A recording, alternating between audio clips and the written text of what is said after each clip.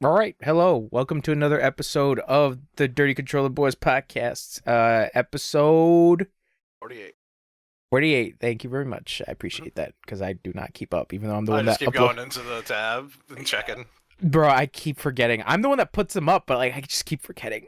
When we hit 50, we gotta do it shirtless. Yeah, no, won't do that. Alright. Yeah, because you don't have a camera on you. It's just gonna be me. I am shirtless Shirtless. currently, though. Oh, all right. That's fair.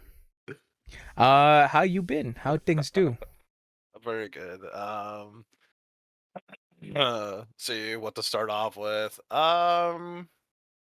Went to my brother's in New York. Dead ass B, was it brick? It was. It was brick out. Other people thought it was brick. I love how cold it is, and y'all are some bitches, dog. What, when it comes to the cold? Yeah, I was out. I mean, like, it's everywhere that I go, and people are such it's so cold. I'm walking Yeah, out in I mean, shorts, dude, feeling chill. Okay, well, I mean, that's different. That's very But different. but it's so good. Like, I mean, I have work like in the morning, so it is fucking freezing in the morning because like I have to go to work around like 6 or 7, and like it is freezing at that time because there's no sun up. But like obviously around like towards the afternoon is where it gets a little warmer, but still also has that not nice chill. like if you're working outdoors, I'm not being like you should be in t-shirt and shorts all day working out. Why You know you what I'm saying? guys Like, complaining? I had a hoodie on and Uh-huh. shorts on.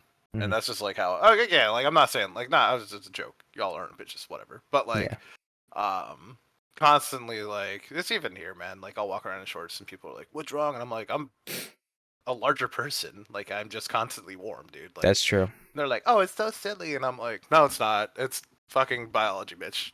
Yeah.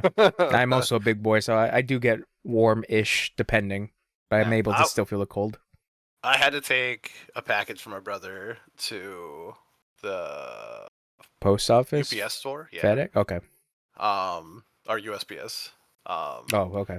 And heading over there, I was like, oh, this is like great, whatever. I started getting so fucking warm with my hoodie on.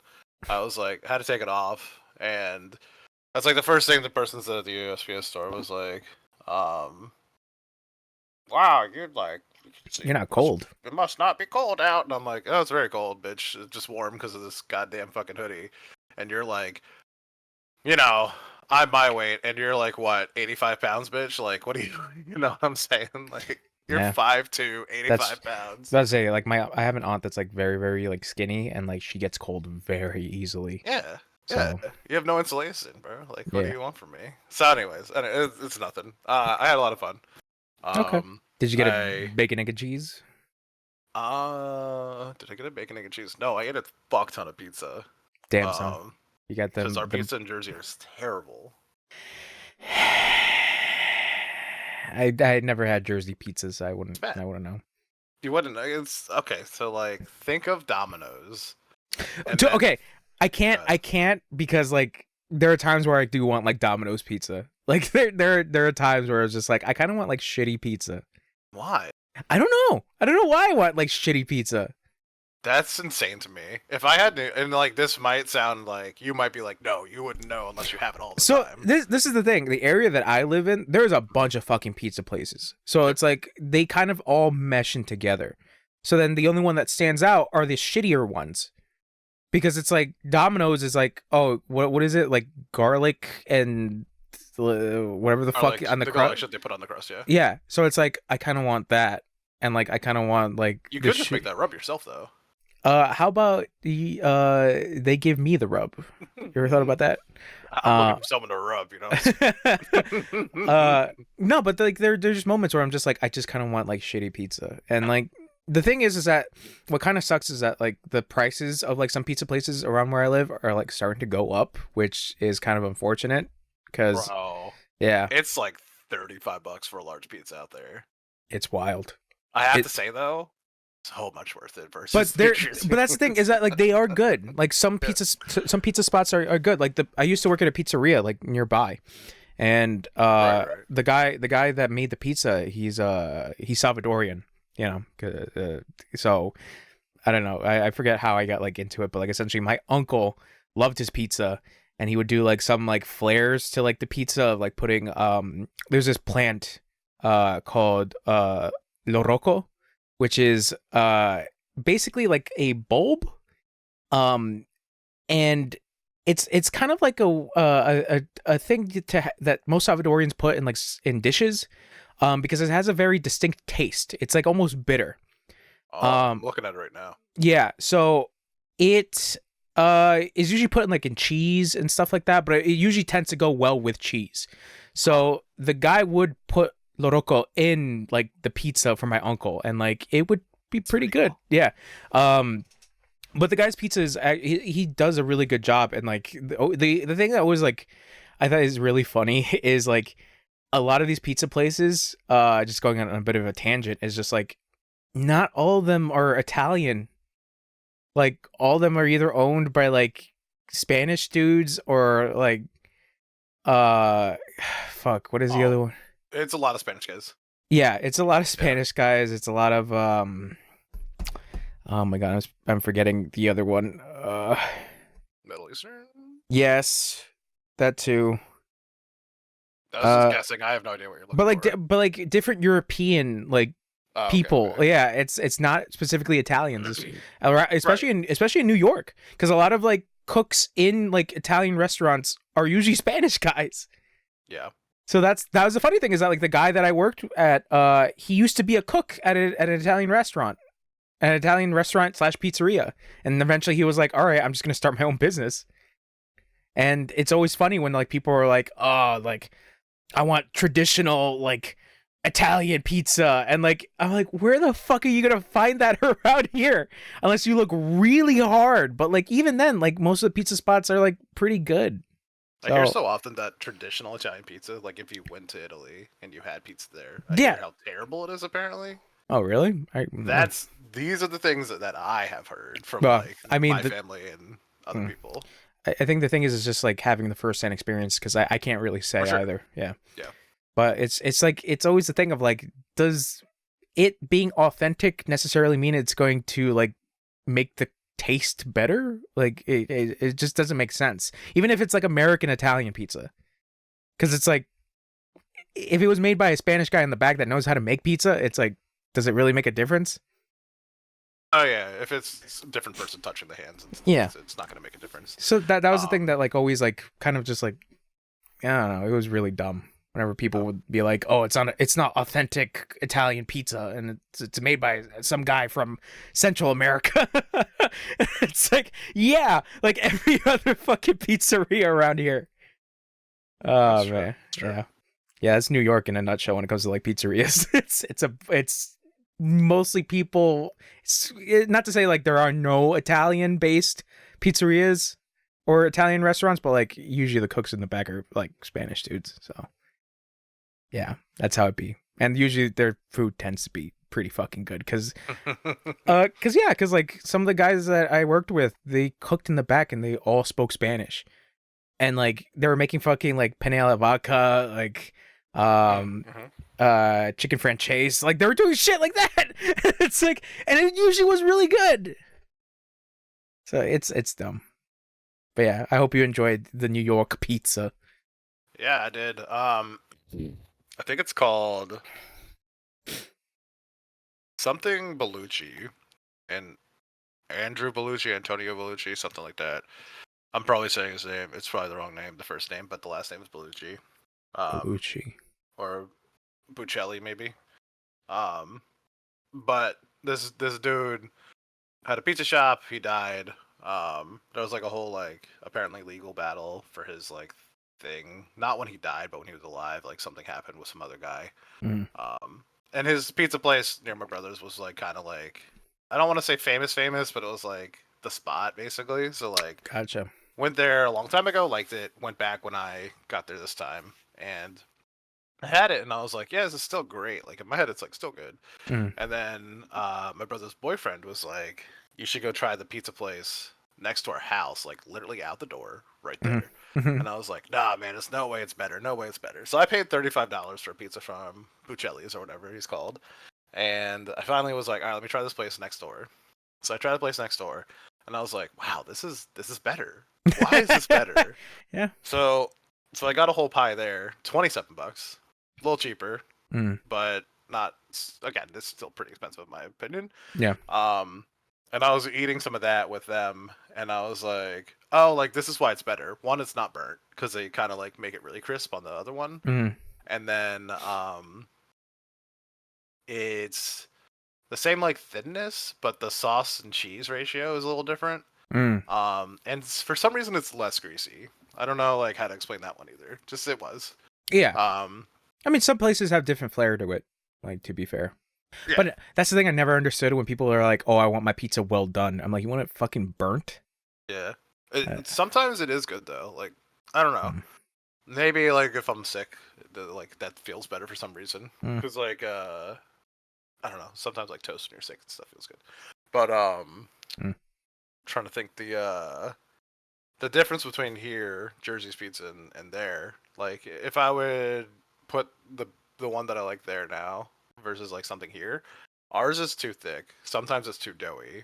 Like, I mean, it's not cooked enough basically. Ew. And then the sauce ratio. I don't know what the fuck is wrong with people, but like maybe it's a difference in preference for sure. But I want more sauce on my pizza. I want to be able to taste it. I don't want it to like soak into the fucking dough, bro. Like put it on there. So a lot of stuff like when I'm eating at home, like if I'm like people will be like, let's get pizza. I'm like, honestly, I'd rather just make pizza at home. I would rather just bake a pie and be happy with what I'm gonna eat. Yeah, I mean that's a lot better to do, to be honest. It definitely like I'll make pizza at home and it's nothing compared. It's like it won't actually come out like any actual pizza. It looks terrible, feels terrible, tastes great. Hey, I mean, you made it. The effort into it, like, it feels good, and then when you eat it, it's like, yeah, I made that. I did the exact same thing. I made like mac and cheese like not that long ago. Yeah. Yeah. Like, of course, I didn't make the pasta, but like I did the cheese sauce and like made that bitch nice and saucy. You know. So. Yeah. No, that shit's good too. When you have like really creamy mac and cheese versus like the store-bought ones that aren't great. Yeah.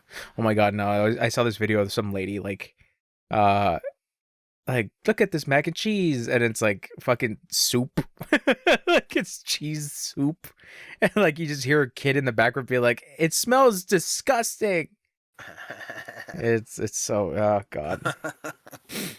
But one other place I went to was called Pig Beach, which is like a barbecue spot, and thank God there was nobody there. Because it was a huge place, and I would have been super nervous if there's a lot of people. But I don't really like barbecue. The pulled pork is so fucking good, though. Yeah. Okay. Pulled pork was great. Had coleslaw on it. Also hate coleslaw. Holy shit, it was still good. And then the reason I was mentioning it is they had mac and cheese. I never fucking eat mac and cheese. It is not something like that I go out of the way for. Like, yeah. And I saw my brother get it, and I was like, I might as well try it. Fuck it. So I was like, yeah, let me get some too. And then, bro, I ate one fork of that, and I was like, holy shit. I just started fucking hounding that motherfucker. And I was, so good. It was so fucking good. That's what happens. That's just crazy. There's a place in the city that my sister took me to. It's called Mama Sushi. It's like a Spanish sushi fusion. It's like legitimately like really good, but like if you know like I guess like some Spanish food, because like they had a sushi roll with like plantains on it, and like you would think it would not work, and it like does. And like it was really good. I thought it was really good, but I haven't been to that place in a while, and I have no idea whether or not it's still open. Yeah, I remember having some sushi over there, and I was like, "Fuck, this is some good shit. This is like a genius idea." God, I did have Spanish food too, tacos and nachos and stuff too. Tacos and nachos. Oh, street corn too. Oh, or whatever the fuck they call it. Street corn. Don't worry. Yeah. Street corn. That shit was good, bro. Yeah, street corn usually is. Usually poured, is pretty good. Salsa verde all over everything too. Oh, I love that. Yeah, that's fair. So that was my food endeavors in New York. New York. I'm glad you enjoyed it. And I told you about my friend with his GPU breaking, right? I think you did. I think you told me yes offline. Yeah. Yeah. That made me laugh. And that was like the only other thing that had pretty much happened. Yeah, I don't know. I like New York. I like visiting New York. I don't want to live in New York for sure. Yeah. I think like maybe like Mm. in a less dense area would be fun, but I don't like the city itself. It's kind of tough because like there's a lot of like new buildings like popping up, or old buildings being demolished and then being built back as newer buildings. Technically, Build back better. Depending. I'm just joking. Okay, because I was to say like there have I think been that's like Biden's slogan. Is that the word? Slogan. Build better. Build back better. I'm pretty sure that's what he called it. Oh, okay. I have no idea. I don't know about his motto. All I know is that he says Biden blast, and that's it. That's real. Does he really? I don't know. I fucking hope he does. No, that's a meme. That's just a fucking when like AI voices like were like becoming a big thing. All I remember was people just taking Joe Biden's voice and just saying, "You have what was it? It's like you haven't seen me at my full power. Here, take my Biden blast." It's like stupid shit like that. Jesus Christ. It's hilarious. Yeah. So what else did you do? So just gotta move into TV shows or whatever the fuck I watched. I went and watched Black Mirror. Does your mom run on batteries? No. The one with what's her name? Which one? Miley Cyrus? Yeah. I don't know. I think it's I don't know. I stopped watching Black Mirror. Like I haven't caught up, so I have no idea what the fuck is like happening in like any of the episodes. Well, I know Miley Cyrus was in one.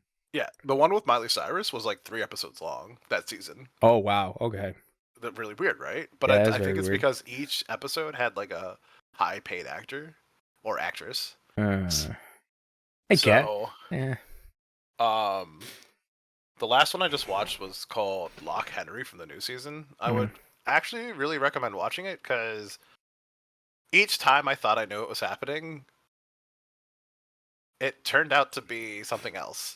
And I was like, oh, okay. Yeah, I thought I understood what was going to happen, and I'm completely wrong. So that always makes me feel really good when like you're like, I've been duped.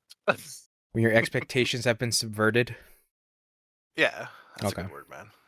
Subversion. These nuts in your mouth. So, Black Mirror. Black Mirror. How could you do this to me? Oh no. So the surprise show that really rocked my fucking world is the Great British Baking Show.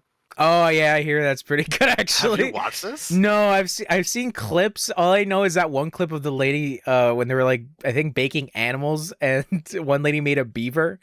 So this like British lady's just like, all right, show us your beaver, and everyone just starts laughing. And it's funny because like a lot of those like sexual no-nos happens. A lot. Yeah. I'm not like every episode, but like okay, like every 7 episodes, right? Gotcha. And somebody will say something, and the really old lady on the show doesn't get it. She doesn't understand what's happening, so like everyone's laughing. She's like, "What? Like, what did I not get?" And then they like explain it to her, and she's like, "Stop." That's great. But she's just like, so the like really great part about this show is everyone is so fucking nice, and I love Gordon Ramsay so much. I do. I'll always watch him until I fucking die or he dies or whoever the fuck dies, right? Yeah. And like, I love the shitty American people that are like, "Fuck you, we're gonna get this done," or "I hope this guy gets voted." That's fun. I love it. But this is the exact contrast, the exact opposite, complete different, right? Nobody's trying to screw each other over. Nobody. Okay. Everybody is like somebody. Like if somebody gets done early doing their baking, and somebody else needs help, someone gets off their station and goes helps that person, and like. they'll be like doing their stuff and like sometimes talking during it, and they're like, one person might be like, I don't know how to like set this in, and someone might be like, by the way, like to set it in because I heard you talking about it, like you might want to do it this way, and then they're like, it worked, and they're like, yep, just trying to help, you know, And then like, they it's high just, five like, and hug. basically they just like jerk each other off afterwards. So like Everyone's happy. everyone's happy. Yep. But I don't. It's wild, man, because like it just makes me super happy to see other people always happy, and I'm just like it's really really good. Yeah. Um, So weird because it's like hearing that, and I'm just thinking about like the fucking the Netflix Squid Games reality show. so bad, Dude. It's ooh, Did you watch man. I have not watched it, but like I'm just seeing like I just saw a clip of a dude who's like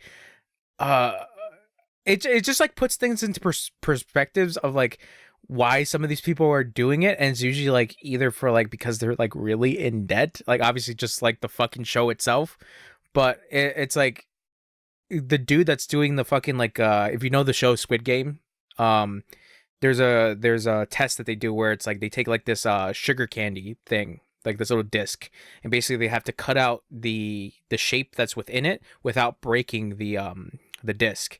So all I see is like this like pretty youngish dude like doing that, and then it breaks, and I just see this man like crumble, like just destroyed, and I'm like, oh my god, and it's like it kind of like takes me out a little bit. I'm like, I really hope he lands on his feet, like for whatever the reason why he's on the show.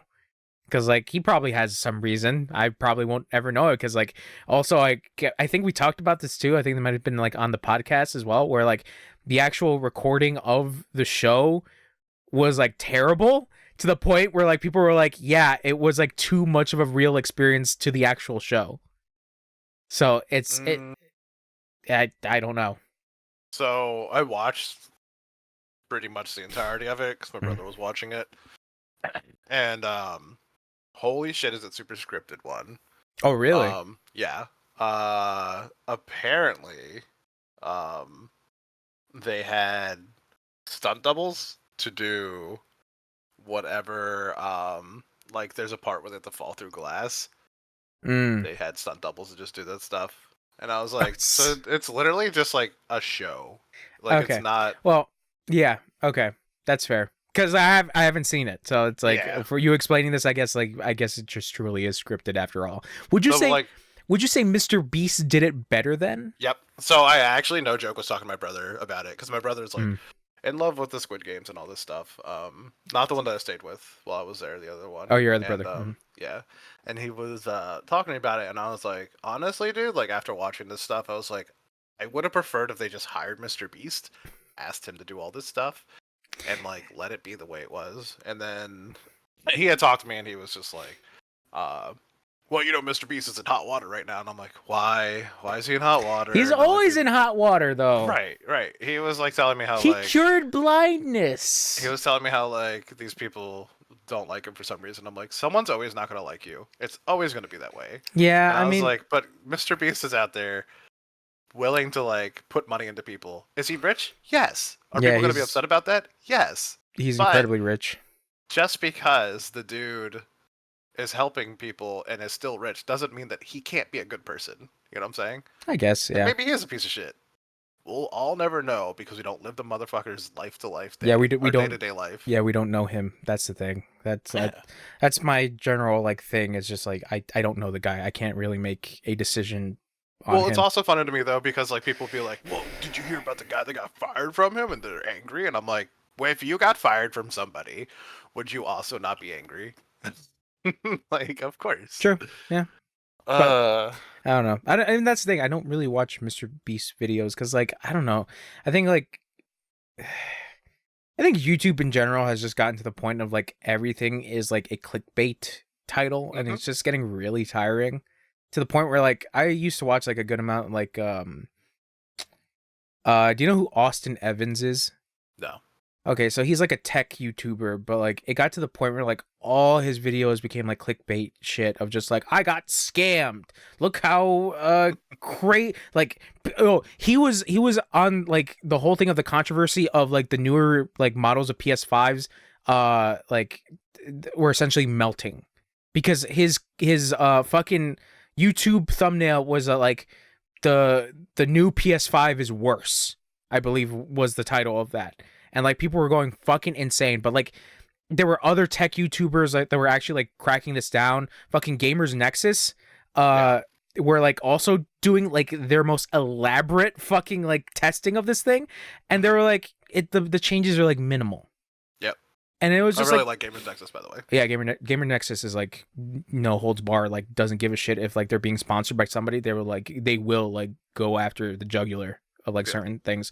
But like that's the thing, is just like I used to like watching his stuff because it's like it was fun, but like it started to get really clickbaity, and it's just like I just can't fucking do this shit anymore. It's like, sure, you know, they're gonna get views regardless because it's like people will always go for like the bare minimum of things of just like, oh, it's worse. All right, click. That's true. It's just at a point where I'm just like, I don't care, and then I feel like guilty afterwards when I'm like, oh, here's my like a YouTuber that I am interested in, and I do click it, but it's like their fucking title is like shit, and I'm just like, ugh. It's like, but they do it because it's like, I guess that's the most of the feedback that they're getting. But it's like, for me personally, it's like if I'm going to enjoy somebody, it's usually based off their personality. And that's why I keep coming back. But like, it's gotten to the point where like everybody's doing the clickbaity shit, and it's just like, I can't keep up with it. Yeah, I can't do it. No more. No more, I say. But yeah, I'm sorry. I went on a tangent. What were we talking about again? Mr. Beast? Oh yeah, Mr. Beast. The Squid Games and all that. Yeah. Yeah, I mean, I think people will still like it. I don't know. I don't like that type of stuff. It reminds me very much of oh, what is that company? It's not CBS. NBC? Mm-mm. MTV? TBS? I can't think of it off the top of my head. Comedy Central? Who made Supernatural? Who let Supernatural? Oh, CW. Or originally, so I think it's CW. Originally, what it was known as the WB. I hate CW TV shows because they're so like soap opera-y. Bro. And I don't know, eat my asses. So, bro, they're so bad. Supernatural's terrible. Fuck off. So, I don't care. It's bad. I'm not gonna lie. I love Supernatural, but I can still like take the valid criticism because like. Wait, did CW make Arrow? Yes. Okay, yeah. Fucking terrible fucking network. What do you mean? The Flash is so good. Nope. I have never watched it. All I know is that Gorilla Grodd went back in time to kill fucking Obama. Gorilla Grodd. Gorilla Grodd. Stupid. He went to go kill Obama. Great. Mr. Obama, get down. Yeah, see, the CW shit is like kind of terrible because like, no, I think what the antithesis of that was the fucking like Vampire Diaries shit. Of like, I think that was like on the hype of the Twilight series. Yeah. And then it just went in like, what was it? It like, it had like so many spin-offs afterwards, which was like the weird fucking shit of like, what was it? It was like the originals and like something else that they did. Cause my cousins, cause I would watch Supernatural with my cousins because like that was the one show that I did enjoy watching because it was really trashy, but I really enjoyed it. But oh, excuse me, I just burped. But I would see commercials for like the originals come on, and I'm like, I don't know anything about that show, and I would hear my cousin be like, oh yeah, like we watch it, and I'm like, oh, so you've seen the Vampire Diaries? And they're like, yeah, and I'm like, so wait, what is it about? And they're like, oh, it's about one of the characters that was like really important in this season, but now he's in this show because it's about him now. And I'm like, really? And then I'm like, okay. So then like years went on later, and then like this new show from the CW appeared out of nowhere. I'm like, oh, there's a new show. I'm like, but it kind of reminds me of the Vampire Diaries. And like, oh yeah, it's another spinoff. I'm like, wait. They have another spinoff? They're like, yeah. And I'm like, what? And they're like, yeah. It's a spin-off based off the child from the guy from the originals. And I'm like, wait, what? So it's a spin-off from the spin-off? And they're like, yeah. And I'm like, oh my god, like, where does it stop? But the hilarious thing was that like, I believe Supernatural like tried to do like so many other spin-offs, and it just never went anywhere until like recently, where they got like the first season lit for a prequel series, and then it got canceled. Oh, okay. Yeah. Shocker. Yeah, because like it was not what I heard. I didn't watch it. I didn't even bother, but like I heard it was like not good. But I like Supernatural, but the only thing I would say, because like it is a criticism, and I think a lot of people did not like the ending of the show because it was not I don't think it was well written. It was just like, it felt like something they kind of had like hurry to do, you know? Like it was just like, all right, let's get this done, because it's been like 15 fucking seasons. I was gonna say, it feels like that happens a lot with the endings of things. Yeah, it feels pretty rushed. But I think Supernatural started at the same time as like Smallville. So that was weird, and I remember those two, Jared Padalecki and Jensen Ackles, were like, when they were like in their height, were like starring in like movies and like remake movies, because like Jared Padalecki was in the Friday the 13th remake, and then Jensen Ackles was in the My Bloody Valentine remake, and then they just went back to doing TV again. And it's like, all right, we're Supernatural. But to be fair, Jensen Ackles, I think, is kind of underrated. Because like he's just so likable. But he really shines in the show The Boys, because he plays a character in season 3 called Soldier Boy, and like he is like the most like vile fucking person in that show. And well, I mean, there are a lot of vile characters in The Boys, but like he kind of just like, he's just a misogynistic asshole and just a fucking shitty person. But like not Jared, Jensen is like, he just seems like a nice guy, like in general. But yeah, I you haven't seen The Boys, have you? Nah. Okay. I've kind of like really not watched it because like a lot of people have recommended it, and it seems like I'm not gonna like it, and I don't want to watch it and then be like, oh, I don't like this, because so many people that I talk to like it. Yeah. That I don't want to be like, oh, by the way, I think this is shit, because then I'm gonna have to like defend my opinion. Yeah, I mean, whatever you want to do, to be fair. Because like I don't want to tell you like, oh, it's the best thing ever fucking written in the whole wide world, because I don't. That's how a lot of people seem to sound. That's the problem, is that like your expectations are way too high, and like sometimes they get a little too high, and it doesn't really do any service to you. Because probably stop smoking, and then it would be great. Yeah. But it is a good show. I really enjoyed it, because like, you know, the whole thing about The Boys is like, you know the whole basis of it, right? They're like superheroes, I believe. Yeah, they're superheroes, but like they're assholes. Yeah. And yeah.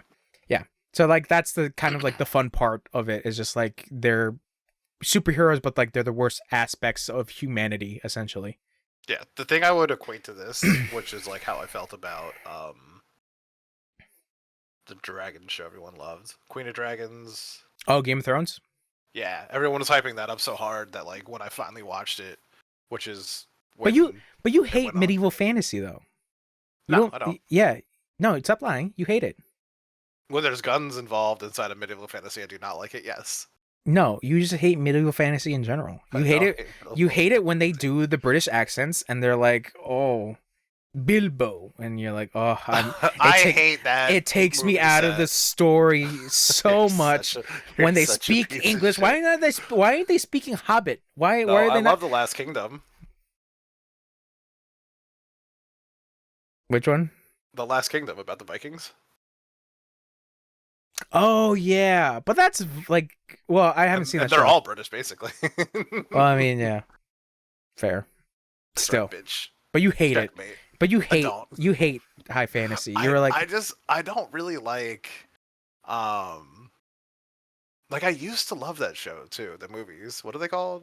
Lord of the Rings. I used to love them What when I was are a kid. they called? I don't like them anymore. What I really like is I love them. I can watch them anytime. I like the Hobbit cartoon from when I was younger. That was really good. Oh, the Ralph Bakshi one? The movie, yeah. Yeah. I really like that one still. I don't know. It's just again, I told you many times. I tell this to everybody. They whisper in the fucking movie, and it is so hard to understand them. And then I have to put goddamn subtitles on, and then I have to fucking sit there and read the whole time. And I'm just annoyed the whole time because they're like, I don't know what's going to happen. And I'm like, great. Y'all are in like a little cabin where nobody's fucking listening to you, you fucking piece. And even if Sauron's eye was paying attention, he could fucking hear you if he wanted to. It's magic, bitch. Magic doesn't stop being magic. Whispering. Watch the movies. I've seen them multiple times. Yeah, they're not like, hey, let's go off into the wilderness. They're like, hey, let's go off into the wilderness. That's what they do. I'll punch you in the mouth. Because you're wrong. Like you're wrong. Yes, you are. Wrong. Yes, you are. I've seen these movies multiple times, and because you hate them, and it's just like, this is my opinion because they whisper, and it's like they don't. They do. We can do a little watch part if you want. They whisper at certain moments. Sure. All the time. The whole movie. What do you mean the whole movie? The whole movie. Gandalf doesn't just like walk in and he's like, Frodo, come with me on an adventure. We're not doing this again. That's basically what he does. No, he doesn't. We're not doing this again. We fought over this last time. I'm not doing this with you again. I've never argued with you about this. No, we have. Because you kept saying that they whisper. They whisper. I can't hear them. My poor little ears can't hear them. And I'm like... Tiny ears. And I'm like, no, they don't. They fucking don't. Maybe that's why. Maybe you just have tinnitus. Oh, man. I'll actually go back and watch them just to prove you wrong. I'm not doing this with you. I'm not doing this with you. They could yell for the Horde if they wanted to. You know what's... I still have not watched that Ring of Power show. And I think it got greenlit for a second season, if I remember correctly. I thought it got canceled. I have no idea. I would have to check again, but like I have not seen anything. But all I remember was that I was talking to a coworker about it, and he's like, "Yeah, it takes me out of the fantasy when they have black elves." And I'm like, "Whoa, dude, you need to calm down. You need to stop." I was like, "What the fuck do you mean? It's a fucking fantasy realm. What are you getting at?" Yeah, it was a weird fucking conversation. I was like, "It's," because I was just like, "Dude, it's fucking elves and wizards. The fuck does that matter?" 2024 is when it's supposed to come out. He's like, "Oh shit, Jesus Christ! Is it gonna be too woke? More black elves. Yeah, they're gonna say more black elves, and Sauron is gay. Sauron is gay. And Galadriel is trans. There we go. That's how you do the trifecta. Color people, trans, and the gays. Well, I guess the KKK is not watching it anymore. That's crazy. I can't anymore. Oh, all right. My God. So let's get away from this because I don't want to argue anymore with you. The Boys. Kick-Ass 2. Oh my God. I have not seen that at all. It's terrible.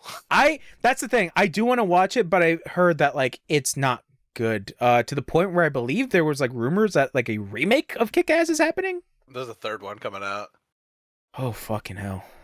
Yeah, apparently next year it's supposed to start filming. There was supposed to be a spin-off with Hit Girl and Big Daddy, right? I remember that was supposed to be a thing where like Nicolas Cage was supposed to like come back at a point. Ah, okay. I'm assuming no, that probably didn't work out. Yeah. Nicolas Cage is a very high-paid actor, I think. Yeah, he loves it. So the reason I thought this was gonna be good is Jim Carrey is in it. Yeah, but he's wearing like John Leguizamo is in it. Oh, okay.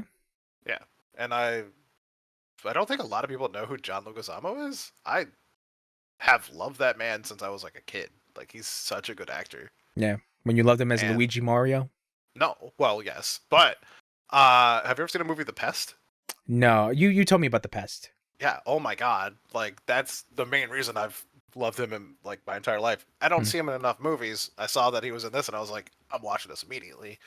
Terrible movie. He was great though, by the way. So was Jim Carrey, of course. So what was it that was terrible? Was it the writing, or was it like the story itself was like not good? There was like the story for sure. the first like 10% of it was good, and then the whole like part from 20%, well, I guess from like 11% to like 60% was filled with like what do you call it? Like a lull. Like it was just very like low. Didn't have a lot of like High times. information or action or like anything they were doing was just kind of like felt like filler. Like oh like see what's up. I don't know. I don't have a good explanation really. I'm really bad at like detailing things. Sorry. Were they whispering to each other and telling them that they should not throw the ring in the mountain in the volcano? I fucking hate you so much. Fuck you. Fucking. What do you mean? Fuck me. Fuck I'm you. gonna rewatch them. I'm gonna rewatch them. You're gonna rewatch them just to spite me? For real. Like I swear to God, if there's like 80% whispering, I'm gonna fucking yell at you. Well, I mean, like Frodo and Sam have to hide. From what? What do you mean from what? The eye that can see them all the time. The eye, the orcs. It's a dumb story. It's a dumb story. The Nazgul. What the fuck is a Nazgul? Oh my God! See, this is how much you don't know, and this is how much you Nazgul gabagoop. You fucking fucking tomato sauce. Very racist. Wow. I'm Italian. Fuck you. So, anyways, go ahead. So, it also has the kid from oh my God, that party movie from when we were kids. Yeah, super bad. Christopher Mintz-Plasse. Jesus Christ, you know everyone's name. It's insane to me that you know these guys' names. I watch movies. No, it's like I wish I could do that. Where I'm like, oh yeah, it's like I could be like, yeah, it's Jim Carrey, but you're like a real obscure person, and I'm like, who? I can do that, but then like that's the information that I like retain over the years for some fucking reason, and when I do actually need like useful information, it just like disappears. Yeah, it's like a quarter pipe. What's that? So, or a quarter inch, whatever. So, the other thing I watched was Everybody Hates Chris. Love that show. This was all on Tubi, by the way. Yeah, Tubi. And then I started watching this movie called Fit to Kill, which is just like models with guns. And which is really, I really want to finish watching it because like the first 10 minutes is like these women running around in like what looks like somebody's backyard with a few trees. And they're supposed to be like in a like war area or like a high danger zone, and it looks so funny, dude. Like they're just in like bikinis running around with guns, and I'm like, I can't wait to watch the rest of this. This is gonna be hilarious. Okay, it's hilarious. Okay, listen. Hey, I'm not saying anything. You know, I see it in your face. They were not whispering all the time. So then the next thing that I watched was Teenage Mutant Ninja Turtles #2. Always gonna watch this again all the time. Great movie. Yes. I watched Bodies with Pete Davidson. Pete Davidson and other people that I don't care about. Surprisingly good movie. Again, have you seen it? I know. I heard that like it's actually surprisingly good. Okay, it is another movie where I was like, I know this, I know what's gonna happen, and I didn't. So I was like, cool. Another thing that I thought I was gonna know, and I didn't. Makes me feel good. I watched both post-COVID and post-COVID, The Return of COVID on Paramount for South Park. Oh, okay. That. Yeah. Those are really funny. Yeah. I don't think they were great, but they were pretty funny still. Yeah. Pretty funny. And then I don't know if you know the show Frasier. Yes, I know of it, but I have not watched it. Okay, they started it up again. Yeah, they rebooted it. Well, not technically reboot. It's like a sequel. Yeah, it's more of a sequel. I mean, it has Frasier, but nobody else. Yeah, Lindsey Graham. So love him. It's like the Fuller House of Frasier, kind of. Yeah. Yep. Yeah. I love him.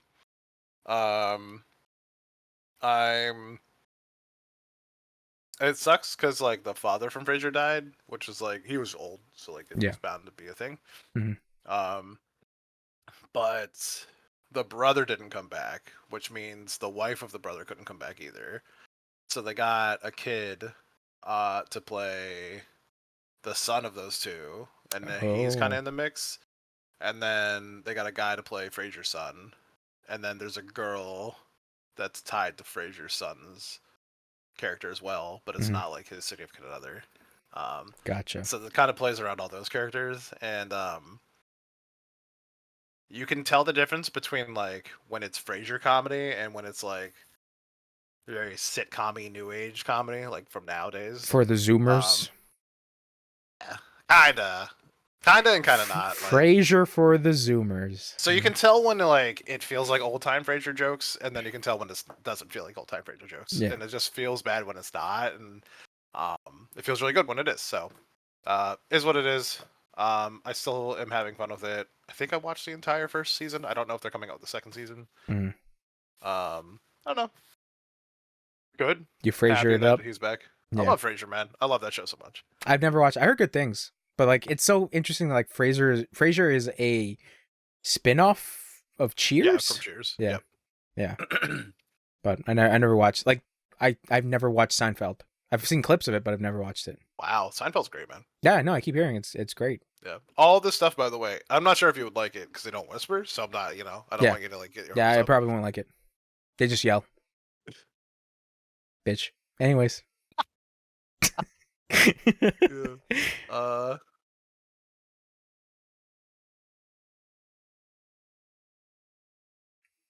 Anything else you got? Yeah, it's all right. Were you whispering? Oh, you couldn't hear me? My bad. No. Thought you could figure it out. You fucking Bilbo Baggins piece of shit. It's so stupid. Speaking of which, I just pulled up because I'm trying to like look at all the things I watched. Mm-hmm. I just pulled up my HBO, and the first thing on there is The Hobbit: Unexpected Journey. Jesus. I did watch some of The Wire again. There's nothing really to talk about there. Like that's a great show. If you haven't watched it, you should watch it. Yeah, especially for Lance Reddick. I forgot. Yeah, that's true. King. He was on some king shit. King shit. Damn, is there anything else? I don't think there is. You didn't watch Tosh.0, but that's just like comedy shit. Don't worry about that. Yeah. I was say you didn't rewatch The Sopranos. You didn't go back and watch Tony fuck some whoas. No, I have. It's really funny you say that. I've really been like wanting to go back and watch that though. The Sopranos? Yeah.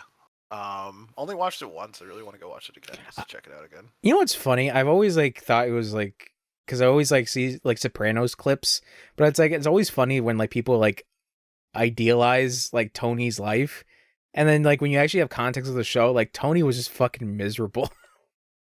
Like in the entire show, he was just fucking miserable. But I always find it funny, like whenever you like on YouTube and like whenever a fucking Sopranos short comes up, and it's always like Tony owning some wise guy. And then like the rest of the context of that episode is like Tony's fucking depressed the rest of the time. It's so goofy. Well, because he's going through counseling. Yeah, exactly. Jesus Christ, you got me fucked up over here, dude. Yeah. Oh shit, that's hilarious. Tony owns the gabagool. And it's like he just took his fucking dump in a gaba. And gave him the ghoul. Yeah. But anything else you got on the HBO? No, all the watching stuff is over. Yeah. I'm trying to open up my Steam account because I can't remember anything in here either. You been playing too many Steam games? No. I've been playing more on my Xbox Game Pass. Wow. A big Xbox fanboy.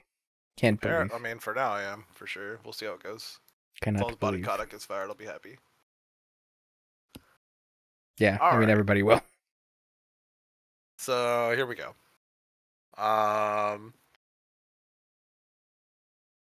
Playing currently through the Halo Master Chief Collection. Started with, I think it's not ODST. What's the other one? Reach. Was Reach the first one to play? I can't remember. Chronological order. Chronological order. I think Reach was the last one. It was the last Bungie one, from what I remember. So Reach is the first one to play. Is it? Yeah, it's as far as story. Oh, chronological in the story. I thought you meant chronological in like release date kind of shit. Okay, no. Yeah. Yeah, you're right. Reach is like technically the first one. You're going through chronologically?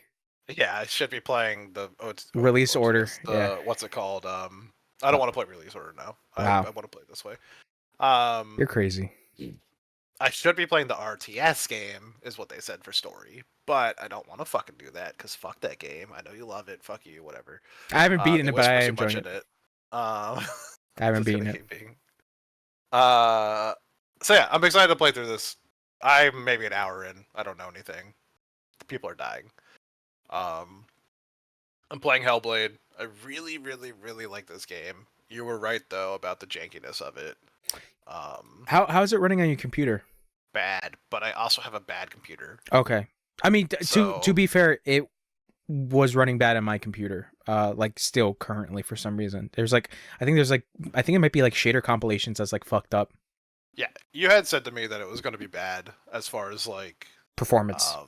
yeah, Not gameplay. And I have to say though, like for as old as my CPU is, my GPU is new now. Yeah.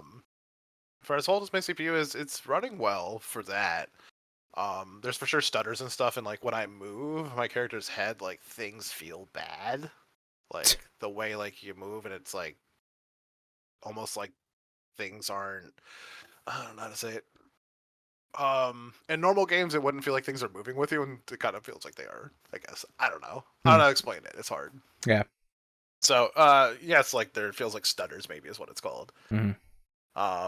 But the story's fun so far. Yeah. I am excited to get further into it because I don't really understand. Like I remember people talking about it when it came out, but I don't remember well all of it. So I'm excited to like really get the story into my brain. And then I'm trying to think.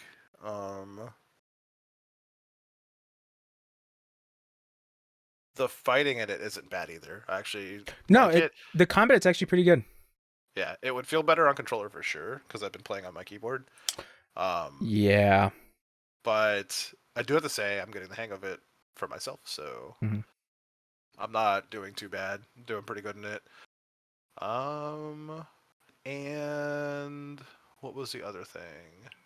Oh, I had downloaded High on Life, Superliminal, Sunset Overdrive, Minecraft, and what is the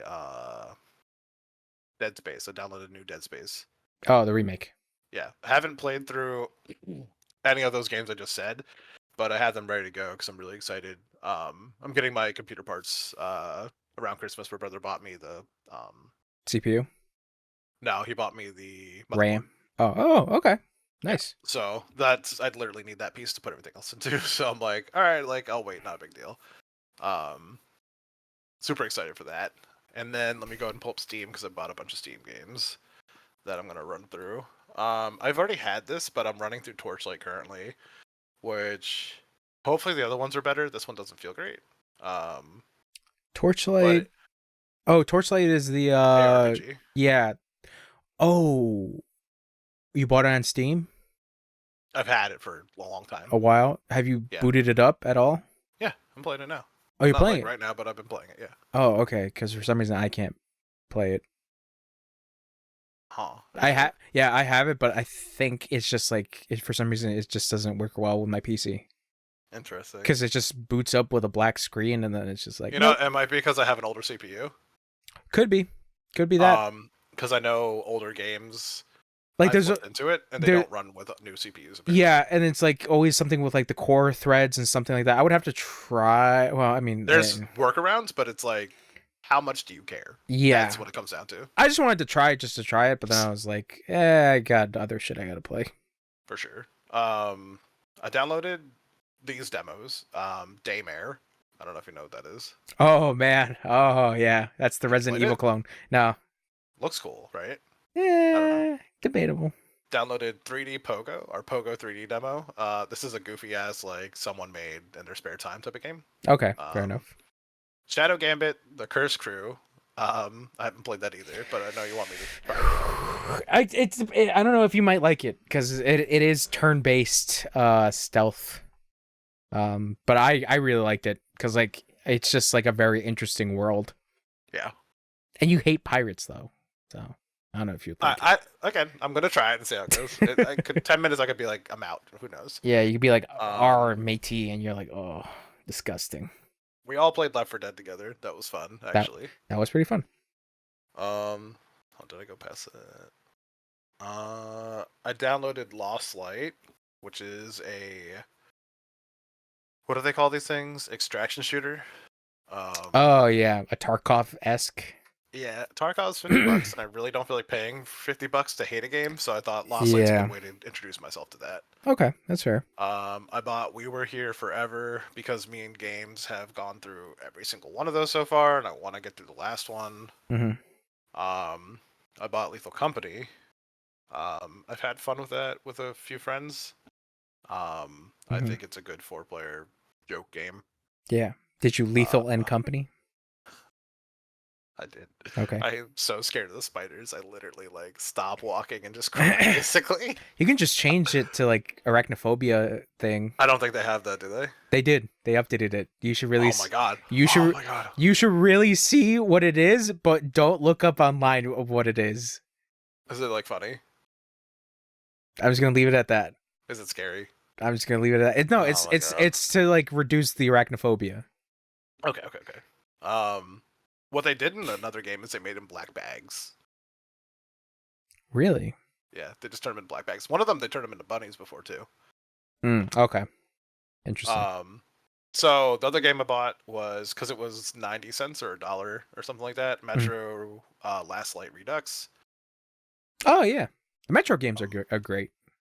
I have one of them, and then I looked up what the one to play after that would be, and I think this was it. So I'm like, okay, buy that. I downloaded. Yeah, Metro 2030 33, I think it's called. Yeah. Yeah. That's like the base game, I think. Yeah, that's the first one, and then Last Light is a sequel, and then Exodus is the third one. Okay. So, Sorry. no, you're good. I No. downloaded another demo. Eater Nights, ETER Nights. Oh, Ether? Yeah, Eternights, Eternights.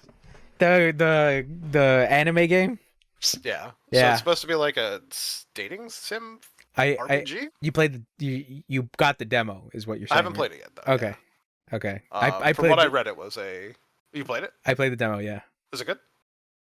If you like action games, I do. It's pretty okay. But the demo doesn't go too crazy far into it because like obviously the bigger aspects are the dating sim stuff. So the demo doesn't really cover that, but still. Okay. I do want to try it though. So it's all right from what I played. I downloaded Immortals of AVM demo. There's a demo? There's a demo. I really don't want to buy it again. Like another, I don't want to buy it unless I like it. So I have to try out that demo because I have to see because I know like a lot of people were like, "Oh, the fucking like performance for this game is like ass on PC." Told me that. I bought the Game of Life, which is just Life, the game. Mm-hmm. I bought Flower and Journey because I fucking love those games and will always play them. Yeah. Did you buy Inscription? I did not. Son of a bitch. It'll be on sale again. Yeah. Subnautica 1 and 2 I bought because they were cheap. Good games. I think I talked to you about this. Maybe I didn't. I bought Hunt Showdown. Yeah, you did mention that. Did we talk about this off here? I think you did. Yeah. When we finished playing Left 4 Dead. Yeah, it was. I had to return it because it had spiders and it got scary. So I Oh my god. Yeah. I bought Remnant 2 and all its DLCs. And then I bought a game called Best Friend, which is supposed to be like a creepy game. Don't know anything about it. Haven't played it yet. I just bought a bunch of games and was like, I'll play them all later, like I always do with Steam. Yep, same, bro. I bought some Steam games too, like not that long ago. That's like the current list. I'm sure there's more shit I got. I just can't remember. Yeah. But I just wanted to run through it real quick. Just give you like a rundown of what I got. That's fair. That's a good amount of games that you are eventually going to play. And then like anytime I'm like looking at buying a game, I'm just checking the Xbox Pass to make sure I don't have to buy it first. Unless I do, then I buy it. So cool. That's fair. I remember what I bought on Steam. I don't remember. Anything else in your week or 3 weeks or 2 weeks?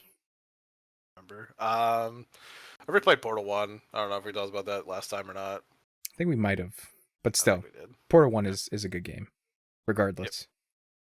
Yep. Yeah, I love it. It's the true OG. Anything else? Nope, that's pretty much it. Damn, son. That's crazy. All right, I guess let's talk about the shit that I've done. What I've done. Nothing really, work, but as for entertainment-esque things, speaking of The Boys, I watched their spin-off show. Speaking of spin-offs, they have a spin-off show called Gen V. I watched the entire thing. I basically binged it, and yeah, it was good. It was really good. I like the characters in that show. Like, they're interesting. The only thing that I kept getting like taken out of is the fact that one of the characters is played by Arnold Schwarzenegger's son. Oh. So it looks like it's just a white dude, but you know those deep fakes that they like some people do of like, oh, let's put Snoop Dogg's face on Rambo. Yeah. Like that kind of shit. It just looks like some dude just like deep faked Arnold Schwarzenegger's face onto himself. Like, so that dude's genes are so fucking strong. Like, it is wild. But yeah, his son is in that show. He's good. He's good in that show. But like overall, I would say the thing that kind of like it was hard to get into because of the fact that like it is very different from The Boys. But it still keeps like the same nuances of The Boys. Like obviously later down the line of like people are only out for themselves and like very kind of like nihilistic-esque views on certain things. Oh, okay. That makes sense. But it also kind of has the feel of kind of a CW like drama at times of just like, what are these crazy wacky college kids gonna do? Oh, they're gonna make out. But still it has like, it is a Amazon Prime, very mature show. So like it like the first episode does a very nude scene, which is one of the fucking wildest shit that I've seen. But yeah, it's still a good show. I would recommend it. I'm very excited to see how it ties into season 4 of The Boys, because apparently that's what the reasoning for the show is for. So what else did I watch? I watched I watched X. The Ty West movie? Really? Yes, I finally watched it. How'd you feel? I like it. I want to say I loved it. What? Wait, you said you didn't want to say you loved it? I don't. I'm not in love with it. I liked it, Okay. but I enjoyed it. I enjoyed my time with it. I think obviously to the point of like where the movie starts to get going at the midpoint. Was where I started to enjoy it, but yeah, that beginning is like very, very slow. But I am interested in seeing Pearl, so I do want to watch that eventually. I bought both of those a little bit ago, and like, just not a big fan. Oh, you didn't like him? I think I liked Pearl more. Okay, yeah, that's what I heard is that people like Pearl more than X. Which, funny enough, the third movie it was, I wouldn't say it got announced, but it is in the works. Okay. Maxine XXX. Yeah. But yeah, I mean, everyone's good. Everyone's solid in that movie. Kid Cudi's pretty solid. Who was the other one? Is it Brittany Snow? I think that's her name. The blonde lady. Yeah, there's that. Yeah. Kid Cudi was an X? Yeah. Do you not remember? I'm gonna look it up right now. I don't. That's Kid Cudi, bro. Yeah, that's Kid Cudi. I had no idea that was Kid Cudi. Yeah, he's doing more acting shit. He looks wildly different from when he was younger. Yeah, because they gave him big afro and did they give him a mustache? I think they gave him a mustache, from what I remember. But all I can say is don't take your girlfriend to a porn shoot. Don't do that. And then just say it's a fantasy.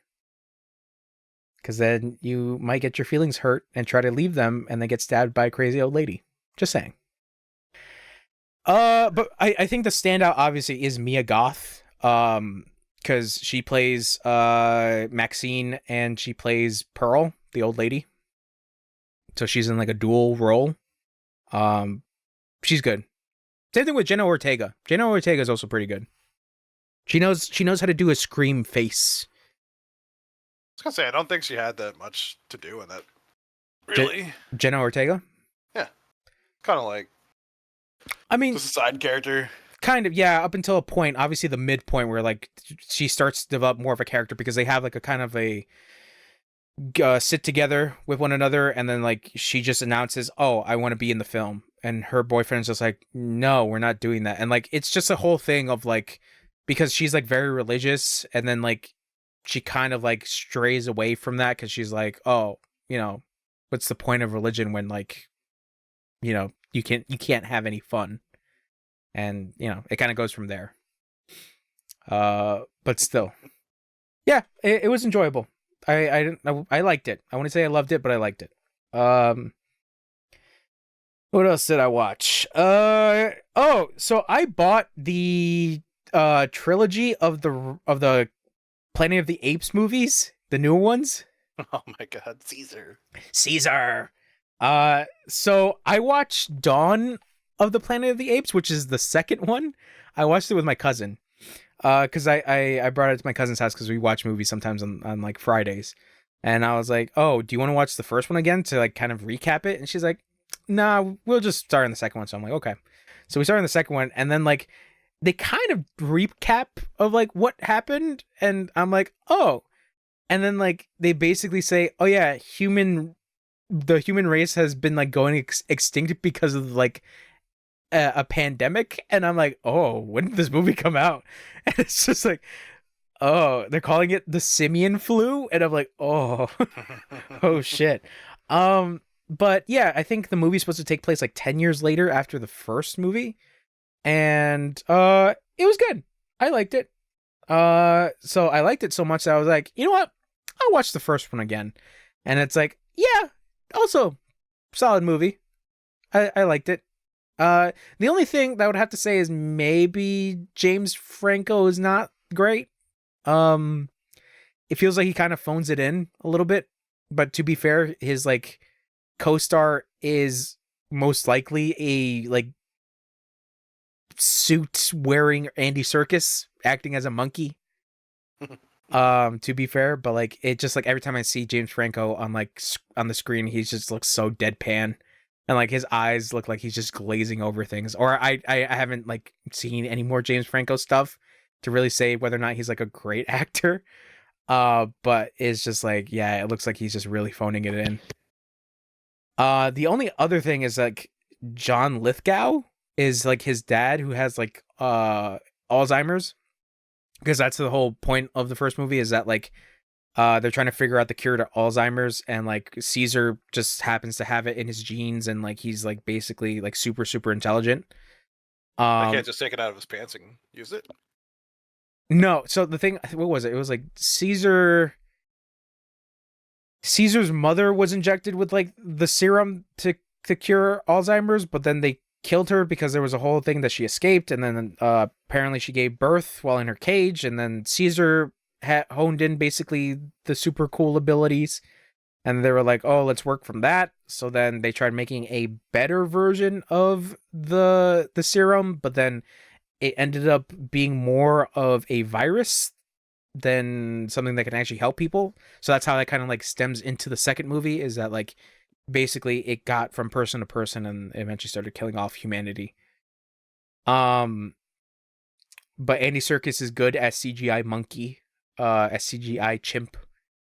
But yeah, John Lithgow is like kind of funny because like he's supposed to play a old man with dementia, and there's just like this one scene where I'm like, shit, like James Franco should have gotten like another nurse to watch his father, because like there's just a scene of John Lithgow getting out of his house, and like his next door neighbor left his Mustang open, and just John Lithgow just like with his eyes open, it's just like, oh, it's just walking towards the car. and like gets in and then starts to like drive it and like hits a car in front of him and then like drives it back and hits another car behind him, and then his neighbor coming out being like, "What the fuck are you doing? What are you crazy? This and that." And he's like, "How fucking dare you?" Lithgow would Yeah. do this. He's like, "What are you fucking crazy?" And you just have like John Lithgow, you know, with his dementia, be like, "Oh, oh," and then like Caesar sees him through the window, and Caesar's like, he sees the neighbor like basically instigating him, and like Caesar sees that shit, he's like, "Fuck that shit," and he goes over and he bites that dude's finger, and it's just like, it's like, did he not like? Oh god, like, is there some goofy like writing shit, but like overall, it is still an enjoyable movie. Same thing with the second one. The second one's still pretty enjoyable. I'm very interested to see the third one, and then obviously the new one that's going to come out. I think next year. So, I'm willing to see that. And let me see what else did I watch? Because I just finished a movie today. Oh, I watched a movie called L.A. Confidential. Which is a detective noir story, but I think it was made in like 1990 something. It stars Russell Crowe, Guy Pearce, Kevin Spacey. Let's see, when did it come out? 1997. Okay. I enjoyed it. If you like LA noir or like noir detective stories, and yeah, it's like in that wheelhouse. Everyone's pretty good. Everyone's solid in that. Basically the whole plot is these detectives are trying to figure out like this string of murders and how it like is related to like, I wouldn't say another string of murders, but like basically trying to like find out what's happening with these murders and stuff like that. So you have a detective who is basically this hothead that's only good for like beating up people. Weapon? I just like you said hothead because it's like on a trailer where they're like this hothead detective. You know, yeah. Standing cop. Basically, that's what he is. Yeah. Which is Russell Crowe, and then you have Guy Pearce, who's like more of this like political standing kind of detective who's like, oh, I'll try to use my not influence, but like I would try to like basically sleaze my way into like getting higher ranks and stuff like that. And they essentially just work together and figuring out who murdered who. And man, I would have to say fucking Kevin Spacey ruined his fucking career because like he is such a good actor, and it sucks at the fact that he's like a shitty person. There, yeah. Yeah. So it's like, fuck, dude. But yeah, Danny DeVito's also in it. Yeah, it's just a solid movie. I would say, but like if you like kind of have a craving of like, oh, I kind of want to go back to LA Noir, but I just want to watch a movie, I would say LA Confidential is pretty good. Because LA Noir is essentially just basically any other like noir story, noir detective story. Yeah. But I would say the top one that I've seen so far is like noir detective stories is Chinatown with Jack Nicholson. That's a very good detective movie. I like that one. I didn't really like Two Jakes that much, but I liked Chinatown. Yeah, I love Jack Nicholson, so it's probably good. Yeah, the only thing is that it's made by Roman Polanski, so there's that. So yeah, that's for shit that I watched. One thing that I would have to say that is not television or movie based. I did it, bro. I finally finished the first book of the Sin War trilogy. Hell yeah, dude. I did it. So can I go full spoiler mode on the Sin War first book? I don't mind. Okay, you don't mind because you read them, but you don't remember them as much. Yeah, I was a kid when I read them, to be fair. So okay. Like, I don't. Yeah. Man, Uldyssian is a fucking idiot. Dude's a badass motherfucker. No, he's a fucking idiot. He's so strong and powerful. Yeah, up until the fucking end where he's just like, oh no, I was lied to the whole time. I'm such an idiot. Wow. I'm such a fucking idiot. as fucking Lucian is like, my sister tricked you, you dumbass. Your penis was there. Like, yeah, let me get some of that. While she was like, yeah, you're an idiot. Overall, I did enjoy it. I feel like the book is kind of trashy, in a way. Because it feels like a CW show. Because like towards the end of the book, Uldyssian has a fucking shonen fucking character moment of just like, don't piss me off, Lucian. I'm stronger than you, bro. My power level is bigger than yours. And I'm like, oh my god, I can't believe this is happening in this Diablo book that I'm reading. And I also kind of find it that like it's like the weird, like, I guess somewhat ancestral shit. Like, you know, that Lilith is technically the mother of the Nephilim. It makes sense though. Oh yeah, no, she is. Yeah. Yeah, she is. But then she's like, I guess I'm just gonna fuck my offspring, which is Uldyssian, and trick him with his penis. And I was just like, I mean, demons be demoning, bro. Yeah, demons do things for demon but reasons. Also, like, fuck off, because like, think about all the other like literature over the years. It was like mother daughter, Jesus Christ, mother son thing, whatever. Yeah, you have Oedipus. Yeah. Still, it is fucking gross. Of course, it's yes, but what I'm saying is my point. Like, that's my they're point. They're not the only ones that do it. Yeah, they're just copying. I'm not saying it's like something that's gonna take me out of the fucking story. It didn't make me like stop reading. I wasn't like, oh, yeah, I made you read. You read even harder, didn't you? You were like, oh yeah, I can't wait to. I can't believe that they're ripping off Oedipus Rex. I cannot believe it. The true Roman classic. Roman? No, it's Grecian. Excuse me. Yeah, like that shit was just like, gross. But yeah, I'm very curious to see where the story goes, because obviously the whole thing that's happening with his brother Mendelin, that he's getting some kind of weird power, because even the bad guy Lucian was like, there's something there's something up with your brother, like it's surely not mortal, but it's possibly a demon or something else. And it's just like, oh, okay. The only thing that made me feel kind of bad is that his friend got killed, Achilleos. And I'm just like, that sucks. He didn't deserve that kind of death. Achilleos got Kiliosed. He got super Kiliosed. And it sucks too, because like he just like got together with the girl of his dreams, and then the book is like, no, he's dead now. And I'm like, why? Like I guess you kind of needed a moment of like the character like changing his tune somewhat, but still, it's just like, man, it's like oopsie doopsies. Yeah, but like it still is like it is an interesting read. But the only thing is that like there wasn't really any characters that I would say I really wanted to like know more about. Because Uldyssian felt like a one note, but like to be fair, he was like controlled the entire time. Obviously up until the end.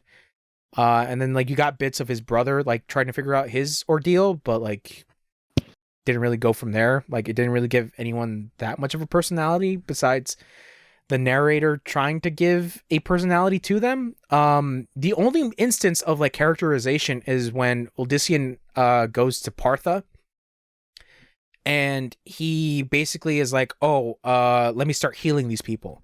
And he heals like this little girl, and he looks at this little girl, and she's like so happy and young, and he starts to like realize that like his sister would have been her age.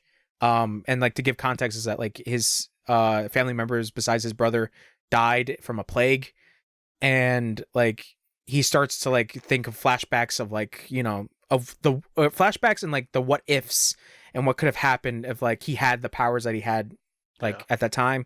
And I was like, oh, that's actually a really great moment of characterization of like giving something to this character that like I had no connection with, because the entire time he's just been an asshole or an idiot the entire time. But yeah, no, I did appreciate that they gave like a little bit of like something to Uldyssian. And even then like Cerinthia didn't have that much of a character. like all she was that like, oh, she's basically Odyssean and Mendelin's like surrogate sister slash possibly wanted to get it on with Odyssean, but then was like, oh, this motherfucker is banging Lylea. I might as well go to Achilles. What do you mean Achilles is dead? Okay, I guess nobody then. Yeah. So even then, and that was the thing, is that like, I think if I didn't have any context of Diablo, that's the thing. I feel like with this, like reading this, you kind of need Diablo as a context. What, the game? Yeah. Because it's like, because yeah, I mean, it is a story from the thing. Yeah. So like even then, like they do try to explain, well, like what Inarius is, or like what Lucian is, or what Lilith is. But it's like with like the whole thing of like Lilith being Lylea, it's just like I kind of saw that from like a mile away, which is like the twist was like nothing to me, because it's just like, yeah, it's Lilith. And even then, like, I want to say the story did a good job of like giving you subtle hints of like, oh, is Lylea like could she be something more? And it's like, no, like the story just like straight on is like is basically Lylea is controlling of Odyssean, and she will not leave his side. And anytime he tries to do something independent, she's just like, oh, I'm included as well, my love. You love me, love. Yeah. To be fair, like when you see that whole thing, you're like, she's a bad person. Yeah. Because the story is just like, it kind of hits you over the head with it, to be honest. Yeah. No, like, and very clearly from the beginning, you're like, oh. Yeah. Okay. Like she's basically entranced him, and that kind of leads to the whole story of Odyssean being an idiot the entire time, of just like, I'm basically a messiah, but don't call me a messiah, or now I'm gonna get angry. Don't make me angry. This is like, the more you talk about it, I'm like, this is like the stupid thing I like. Yeah, it's trashy. This is like this, like you said, the CW like thing. Yes, this is my CW for sure. It's very trashy. It is very trashy. Yeah, you're right. Especially that fucking ending. Especially the fucking ending where you're like, how does he defeat Lucian? He just makes him stop existing. He literally just grabs him and says, "You're nothing," and then he just fades away. And I'm like, because he's so strong. Yeah, because he's a Nephilim and he's so strong. He could do it because he's so. Reread this shit, dude.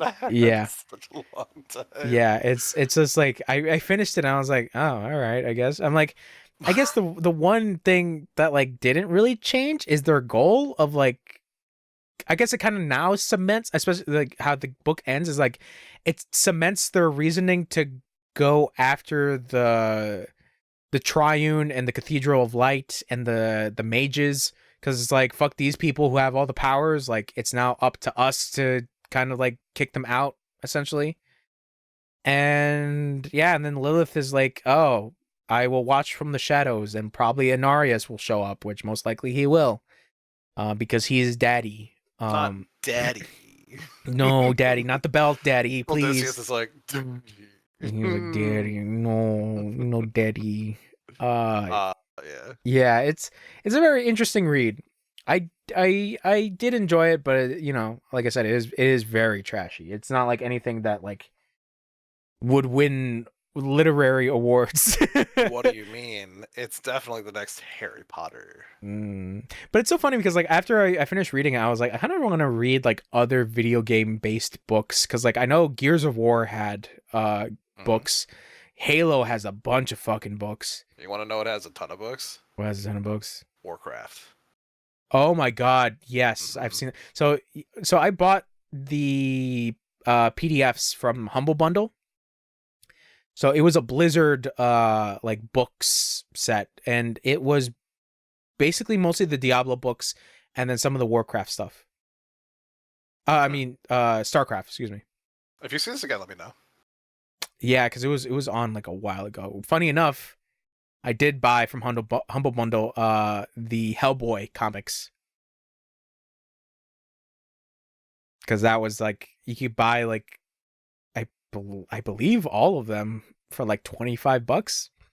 I have to take a small break real quick. I'm really sorry. Okay, I'll be back. All right, we're back from break. Ah, I should have got water. You want to go grab water? Nah, it's all right. I'll suffer. Good. What were we talking about? I don't even remember. It's our book. It's been Diablo so book. long. Oh yeah, Diablo book. Yeah, trashy. That's all I can say. We'll read part 2 eventually. I don't know why it took me forever to read it. It's weird. Maybe I'm just a bad reader. Agreed. Yeah. But I did mention that I bought the Hellboy comics. I started the first one. Yeah, man. Mike Mignola's art is fucking phenomenal. It's just like it's so different because the amount of like I think just contrast that he uses. Like he really uses shadows very well. If you ever seen his art. So yeah. That's a funny like thing to like, I guess. His use of shadows. Yeah. I mean, yeah, it's a very stark looking, stark contrast. Some might say, because like it makes the colors pop whenever there's colors on page. Yeah, but is it an NFT? Who knows? Maybe somebody might have tried to NFT Hellboy. We'll see. And all I know is that on fucking Twitter, I keep getting hit with an NFT of fucking not Rocket Raccoon. Fucking, I hate it. I hate it here. So yeah, that's shit that I watched and shit that I read. As for video games, all right. Speaking of Hellboy, I've been playing a lot of the Web of Weird. I don't know if I'm pronouncing it right. I think it's Web of Weird or Web of Word because that's how they pronounce word in that game. But I think I talked about it in like one episode of the podcast of like.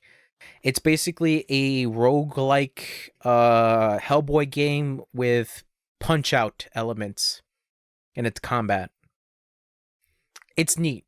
It's really cool. I feel like I'm like somewhat near the end, but I put a good amount of hours into that because I'm really bad at roguelikes.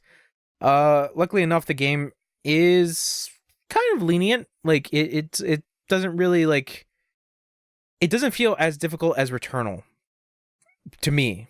Because I don't know why I'm having such a hard time going back to Returnal. Because like I'm just stuck on that third boss. Because it feels like I just can't get a good run.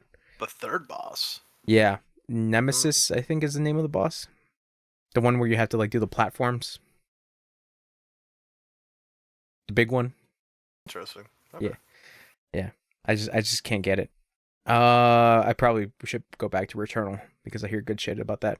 You should message Games and ask him for help. I don't want fucking Wesley's help. I don't want his fucking help. I want to do it by myself. Okay. Then I feel more accomplished. Then I could be called. Have fun losing, loser. Then I could become gamer. Yeah.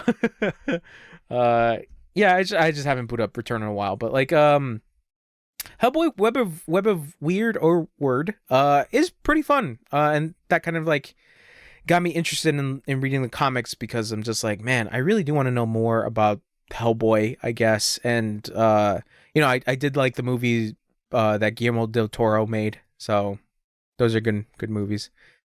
But yeah, and I think I mentioned earlier that Humble Bundle was doing a bundle of the Hellboy comics, and it's just like, oh, because I was planning on buying the physical things, the physical omnibusts, and it's just like, no, here's basically all of them for like $25, and I'm like, okay, cool. I'll just get that. I just gotta get a PDF because this led to a whole other thing of like me looking for tablets for reading, and I'm like, I wonder what's a good tablet. I don't want to go with Apple because fuck Apple. Wow. Because the planned obsolescence of that shit. Because I have an Apple, like an old iPad tablet, but it's just like you can't download fucking jack shit from it. Like the fucking thing just literally just tells you on the app you can't download that. And I'm like, it's the most simplest fucking app for emails. I can't use it. If you don't have the latest iOS, sometimes you can't do things. No, it's the newest iOS. It's the latest iOS on an old iPad, and it's just you can't. And it's just like, but what's the fucking point? It's like, it's basically, they want you to buy a new fucking product, and it's like, come on, man. But either way... Usually what the problem is that you can't download the latest iOS because the item is so old that they can't update on Update it. Yeah. So either way, like it's planned obsolescence, regardless. Just go buy new product, consume new product, and get rid of old product, and then I can't believe you hate Apple. yeah, I hate Apple. But then I was looking at like Android tablets, and like some of them are okay from what I've seen. And then I was seeing like Samsung tablets, and I'm like, those are fucking expensive as shit. So I was just like, fuck it, I'll just read it off my phone. I'll just do that, or just probably use my laptop that I just been collecting dust on. So I'll say I use my MacBook a lot to read. yeah, so I'll do that if anything. And yeah, that's that Hellboy game, pretty good. I recommend it. I will try to finish it eventually. Because like I said, I want to say I'm like somewhat near the end. But it's cool. I like it. Other shit that I played or currently am playing. Oh, hold on. Wait. I should say shit that I actually beat. I beat Half-Life 2. Oh, nice. Yes, I beat Half-Life 2 and Half-Life 2 Episode 1 and 2. Fuck, I can see why people want a Half-Life 3. It's so unfortunate, man. Because how Half-Life Episode 2 ends, it ends in a fucking cliffhanger, and it sucks in the way that like nobody knows whether or not this shit's like gonna come back. And it makes me kind of sad too, because it's just like, I want to play a Half-Life Alyx. I don't want to spend the money for a VR headset that I'm probably gonna use like the one time. And even then, I'm like debating whether or not to get the PS5 headset because I want to play fucking Resident Evil 4 VR and Resident Evil 8 VR. So there's that. But, you know, I got other shit I gotta pay for before I decide to get VR headsets. Half-Life 2 is... I can see why a lot of people like it. I do like it. I did like it. But I realized that I had the same problem when I was like playing Halo, of like the game's setup of it being like kind of pseudo open world is like one of the things that I realized that like throughout the course of gaming, I've had my hand held a lot of like waypoints and stuff like that. And I think mostly with like first person shooters, because like I tend not to like play those as often. Where like sometimes in Half-Life 2, it's just like, go explore, find the next objective thing, and it's like, yeah, eventually you do get the way to it, and it's like it's not to the point of like it being so open that you don't know where you're going. Like the game is like small enough to like let you go on a linear path regardless. But the story is really interesting because funny enough, I did like Half-Life 1 to the point where like after beating 2, I downloaded Black Mesa, which is the fan remake that was certified by Valve for Half-Life 1, and I hear good things about that, but I have yet to play it because they fixed like a bunch of the levels from the original game that were not particularly good. Which, funny enough, I don't know how the fuck I got through that game, but I did. And also funny enough, I bought Half-Life Source, which is apparently the bad version of Half-Life, and that's the version that I played and beat of Half-Life 1. And what I've seen online is that apparently Half-Life Source is like buggy and broken, and I'm trying to think, I'm like, did I have a buggy and broken experience? And I'm like, I can't remember. But when I looked on my my library, I was just like, oh, I don't have the original Half-Life 1, because apparently that's the better version to play. Still, Half-Life is good. It's a good game. Play Half-Life 2. But yeah, I can see why people enjoyed it. Yeah, I think that's for like stuff that I beat. You know, there's still a bunch of stuff that's still ongoing currently. I played the open beta for DBFZ rollback. It was for like 2 weeks. To be fair, I did not play as much as I thought I would, unfortunately, but the amount that I did play, I did have fun. But there were literal moments where the rollback actually rolled back. I had an experience where I did not think would happen, where the downed fucking title would come up. So you remember DBFZ, right? Of like whenever you beat a character on a team, it would say downed. That would just pop up sometimes if I'm fighting somebody and the person's not dead yet. And it's just like, that's fucking weird. Or like sometimes the input would be something different. Like the rollback was very like on and off, but like overall some of the connections were pretty okay up until like the last day that I had. For some reason, like I don't know if it was my internet or the servers, but by the time I thought that it was probably me. I reset my internet. I tried to go back online. Servers were already down because it was the last day. So I was like, fuck. So that was, yeah. So that was it for the rollback. I'm hoping they do it again. I'm hoping they do it at some point. But I did have fun. You know, like I said, I got fucking cooked a lot. Because there are killers on that, because people have been playing with no rollback, and those are like the true warriors of Dragon Ball fighters. Yeah, it's a good fun time. So yeah, I played a little bit of the rollback beta. As for other stuff that I'm playing, I booted up Atomic Heart. Yes. I haven't gotten that far into it. I'm like maybe like an hour or two in. I do like the setup. I do like what's going on in the world. It feels very BioShocky. That I can say without a doubt. That the influences of BioShock are clearly in this. My only criticism I would have to say is the dialogue and the voice direction. It is some of the weirdest voice direction I've seen in a while in a game. Where, like, the tone of specific characters don't make sense. Of, like, somebody could be super angry at a situation that doesn't really need him to be super angry. And it's mostly from the main character. Because it's real quick, you're not going to talk about the ending, right? What? You're not going to talk about the ending of it? Dude, I only started, like, an hour or two.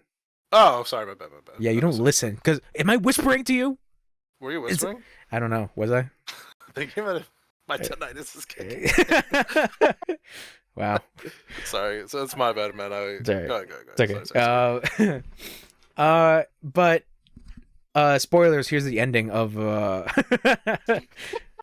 the way, everyone dies. By the way, we truly are the Atomic Heart. Captain Kirk shows up. Still the boobies. But yeah, the setup of the game is pretty cool because it's like it's essentially if like communist Russia like ruled everything.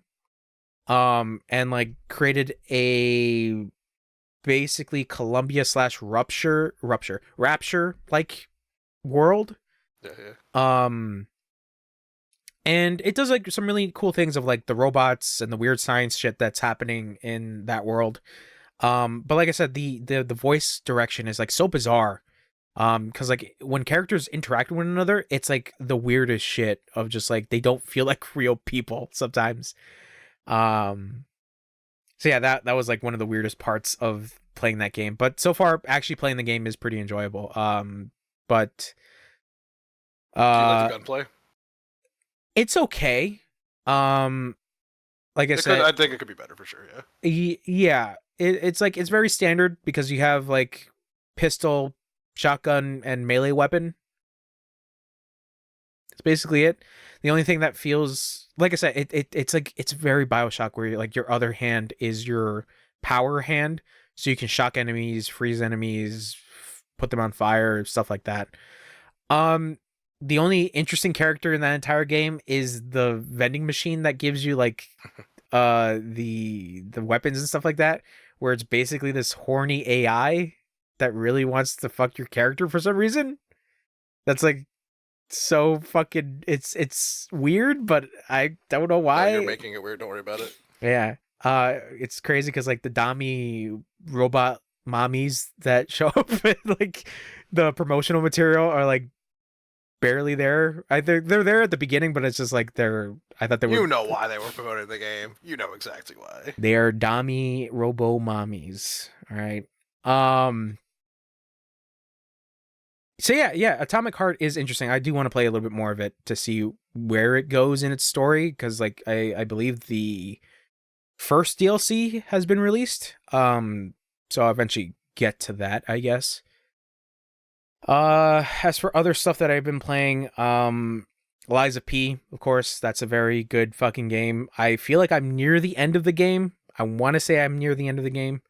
But it's fun. I'm enjoying it. I would say that I feel like I'm kind of cheating because I'm summoning my ghost Tommy to help me out. But those boss fights are pretty tough, and there's like 2 boss fights that like are like multiple enemies at you. So I'm thinking I don't know how the fuck people could do this like solo. It seems a little ludicrous to do it solo. And the funny thing is, I do appreciate the fact that like the game does explain to you, the player, as to like what the fuck is happening, unlike Dark Souls games where they essentially leave everything really vague. With Liza P, it's like, yeah, here's the explanation of like why the puppets went crazy, or like here's the explanation as to why this magical source that we've been using has been pretty much a bad idea to use. Yeah, it basically explains the things that are happening, which I do appreciate. I do like it when game tells me things as to why things are happening. Yeah, good game. I should probably beat it, because like there has been some shit that has been happening, but we'll get to that when we get to the news. And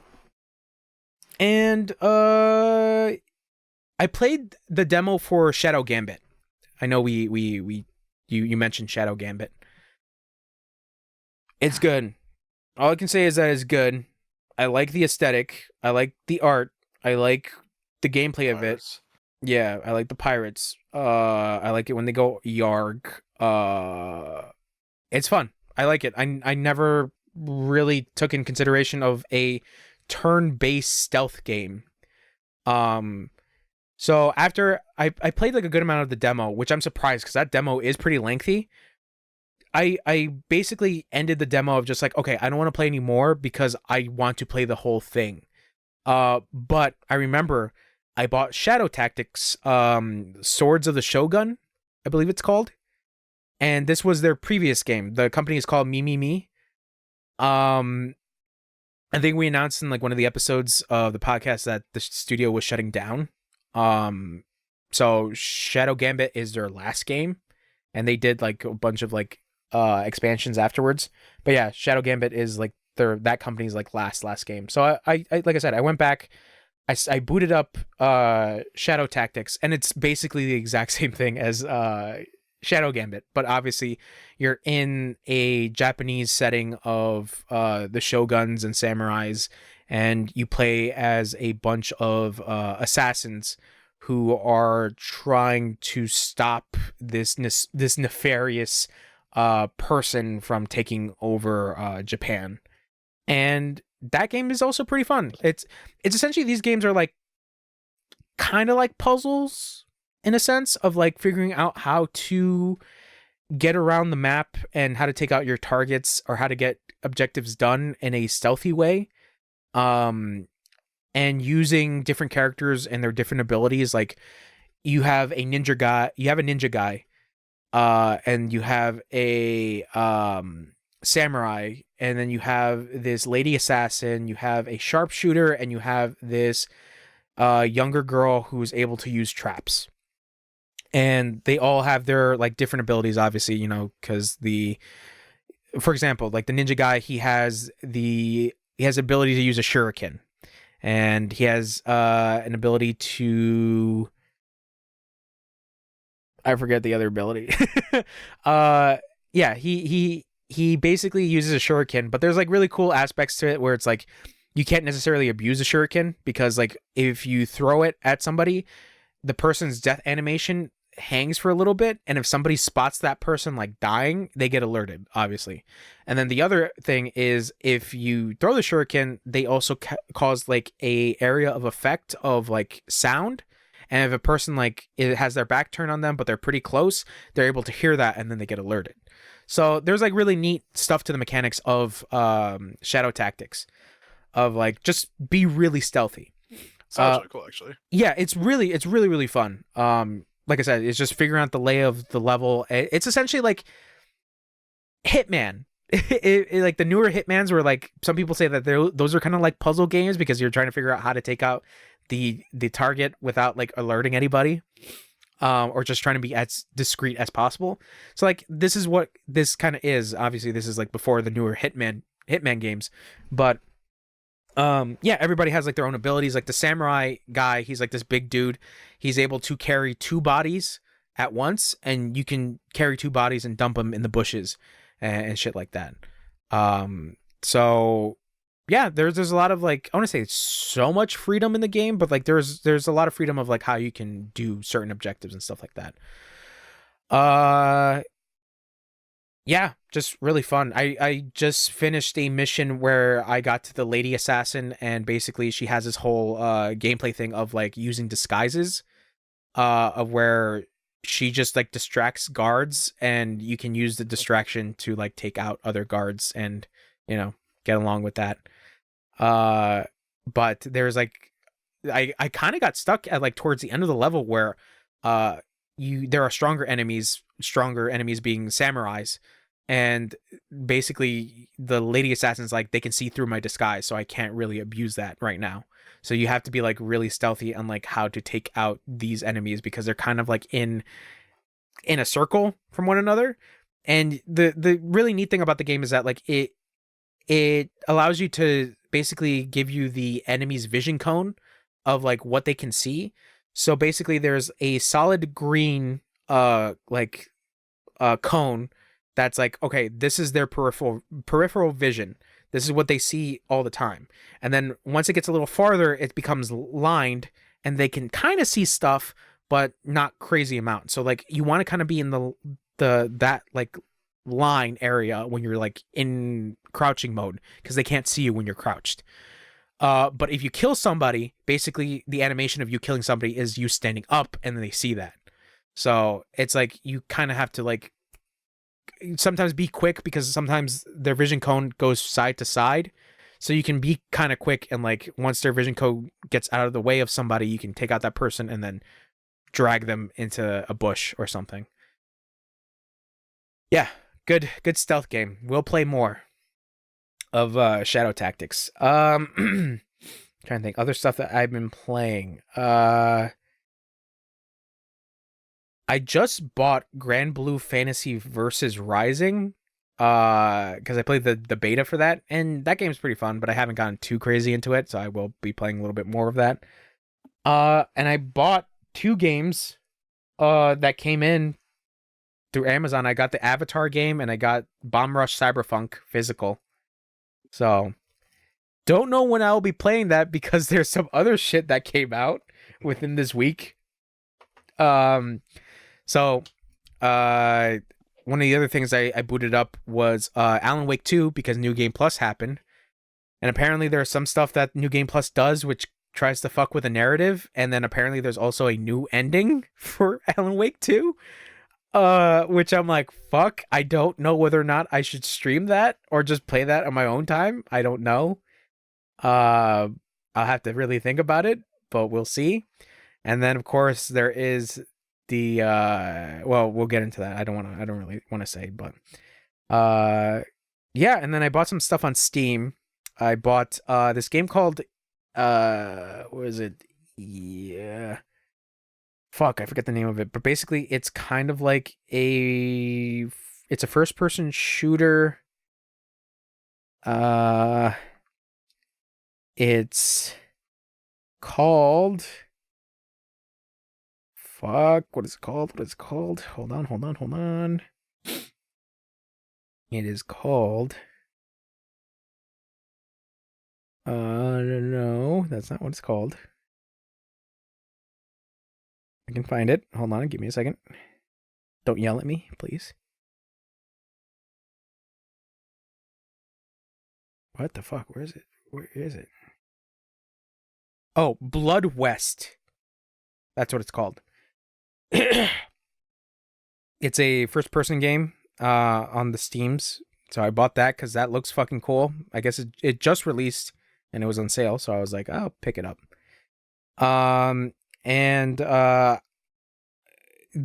Because it appeared on the Game Awards, I picked up Pony Island by the same creator as Inscription.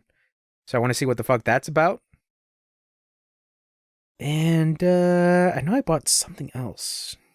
I'm looking at my Steam library because I don't remember jack shit. I don't remember what else I bought.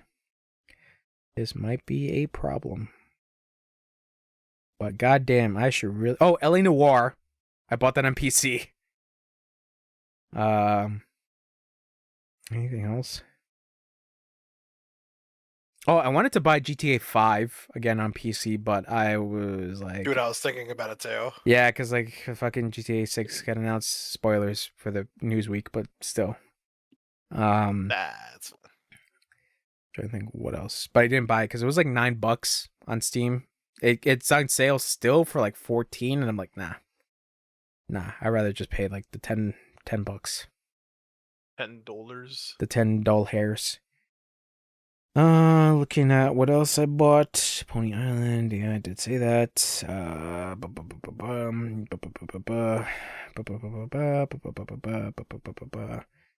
I bought the RoboCop game. I want to see that. Yeah, I'll eventually play that. Eventually. Slay the Princess I bought. Which is like this visual novel-esque game, which I hear is pretty good.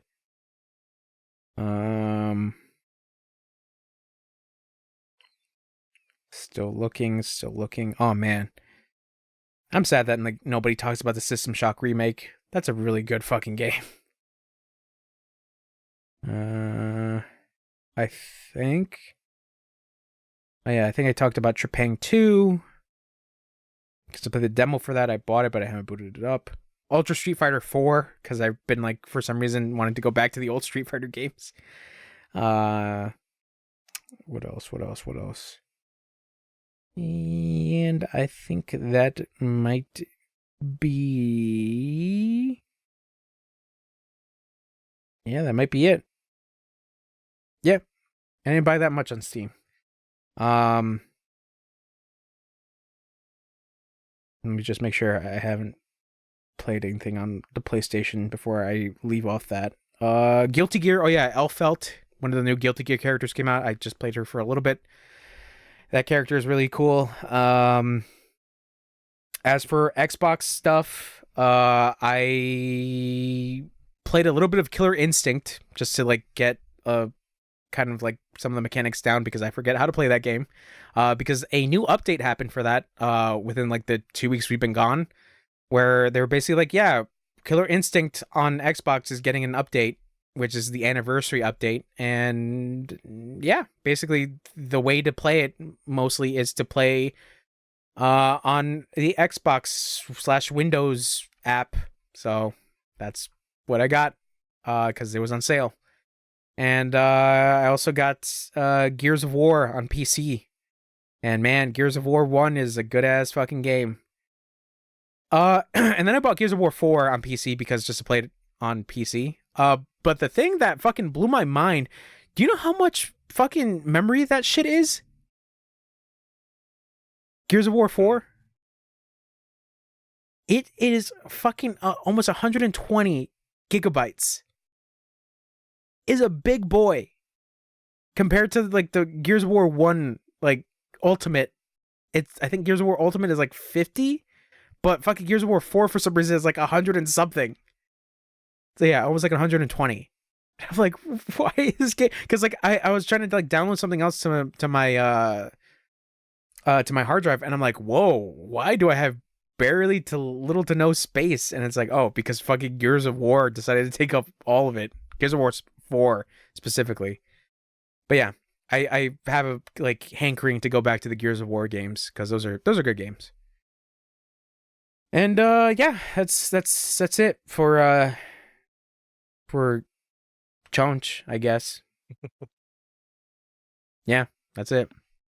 All right. It was a good week. It's been a pretty good week. I'm not gonna lie. I watched a couple of good movies. I played some good games. Some stuff that I'm trying to get off my back catalog, but I keep adding to my back catalog. You know, man, it happens. The endless cycle. That's all I could say. The endless cycle. So yeah, you want to get through the news? Let's do it. All right. You know what? I'm gonna be right back. I'm gonna go get some water because it's gonna be long a little bit. All right, I'll be right back. All right, we are back. All right, so where do we want to start? What do you feel like starting at? Let me pull up the little list real quick. I mean, my favorite story of this, like, I don't know, 3 weeks has been fantastic. Been wild. Do you want to talk like the biggest one? Oh no, I'm talking about Fantastic, the company. Oh yeah. I think they called it Funtastic, but it's Fantastic. Yeah, I thought you meant like this week has been fantastic. I was like, oh yeah, it has been pretty fantastic. No, I mean, I think like we had the Game Awards, which was good. I think there's a bunch of bad stuff for sure, but you know what I mean. Yeah. But anyways, fantastic, however you pronounce it. Who cares? Because they're fucking dead, dude. Okay. So we should talk about this.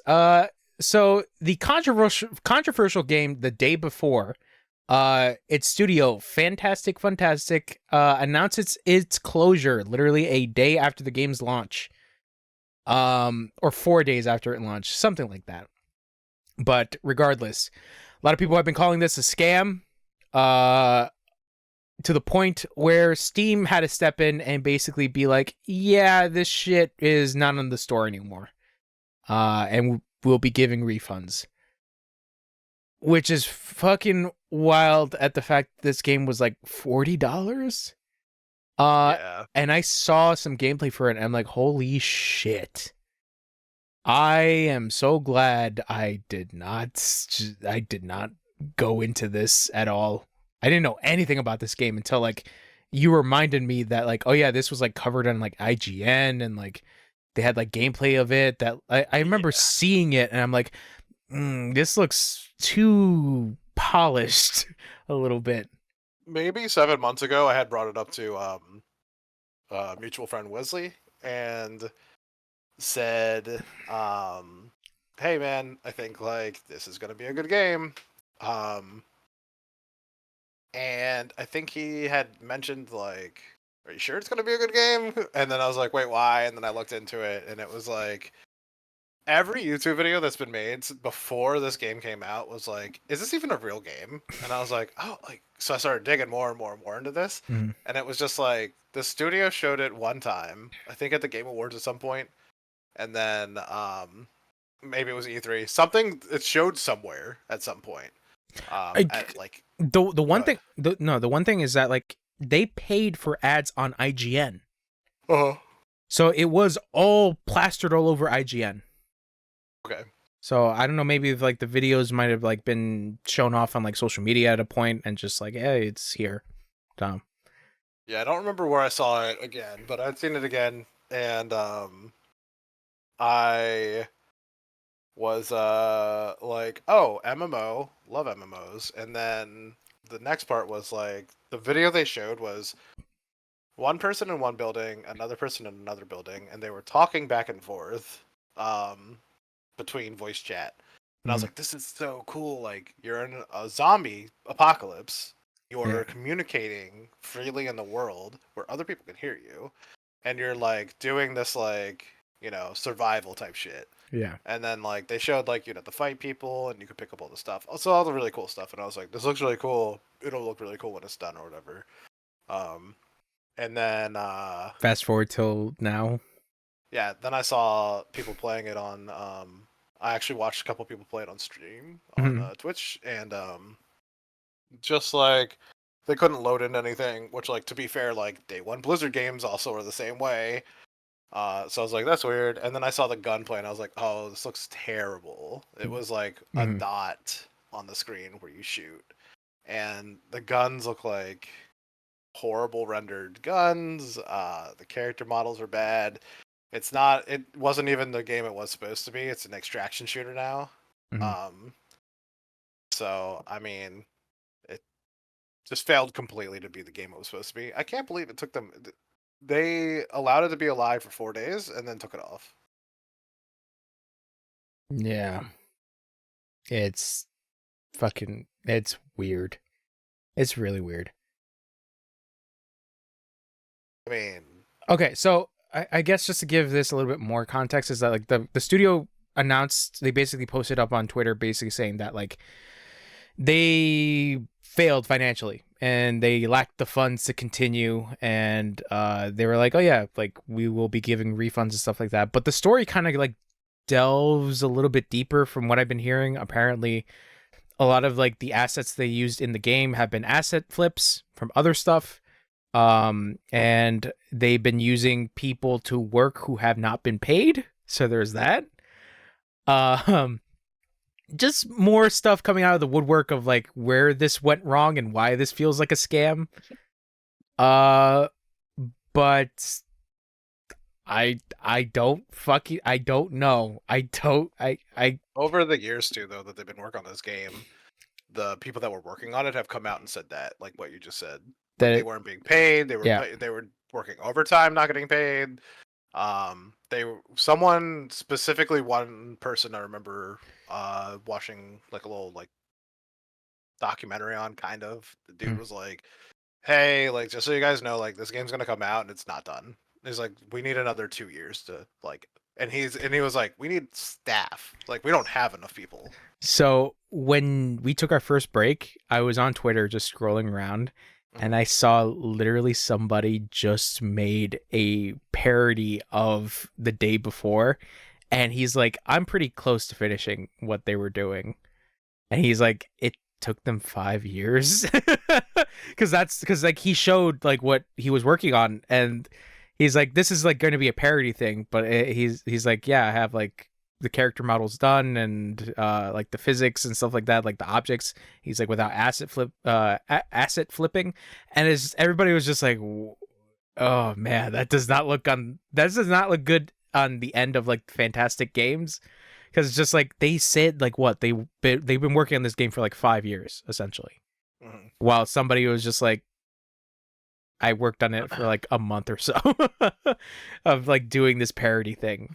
And, Yeah. and funny enough, somebody's like, are you gonna have like a like a little like a tweet like they did of like for closing the game? And he's like, yep, I have it all ready and loaded to go. That's hilarious. It's really funny. I gotta find that tweet, but I'll send it to you because it's just, it's wild. This shit is wild. Of like, the game Yeah, was they not lied to people. They just lied. They straight up lied to people. essentially, yes. This, I believe, has a 2 rating or a 1 rating on IGN now currently. A one. Yep. A 1. So it is one of the lowest ranking games of this year. To IGN. What is it? 2 is The Walking Dead Destinies. 3 is Skull Island Kong, and 4 is Gollum. So do with that information what you will, but it. Wait, Fantastic actually made games before this, though. Yes. So I was looking at this. Apparently, Prop Night is something that I've heard of, but apparently that was also really shit. But I have no clue as to like the other stuff that they've done. The Wild 8, Dead Dozen, and Radiant One. I'm very curious to see what the fuck these are. I'm Hold on. looking at the Radiant one. It looks good. Like it looks like a decently done game. I'm looking at like just video of the game though.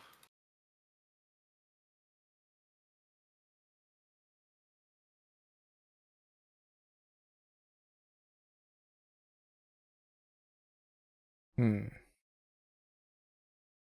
It's a very short game from what I'm seeing, but it's 99 cents. That kind of makes sense.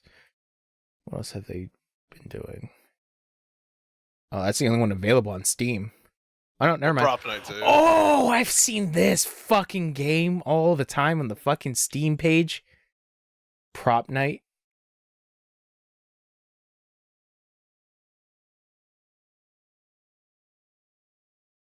I kept seeing this on the fucking Steam front page.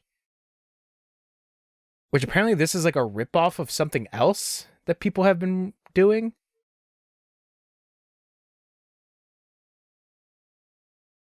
Yeah.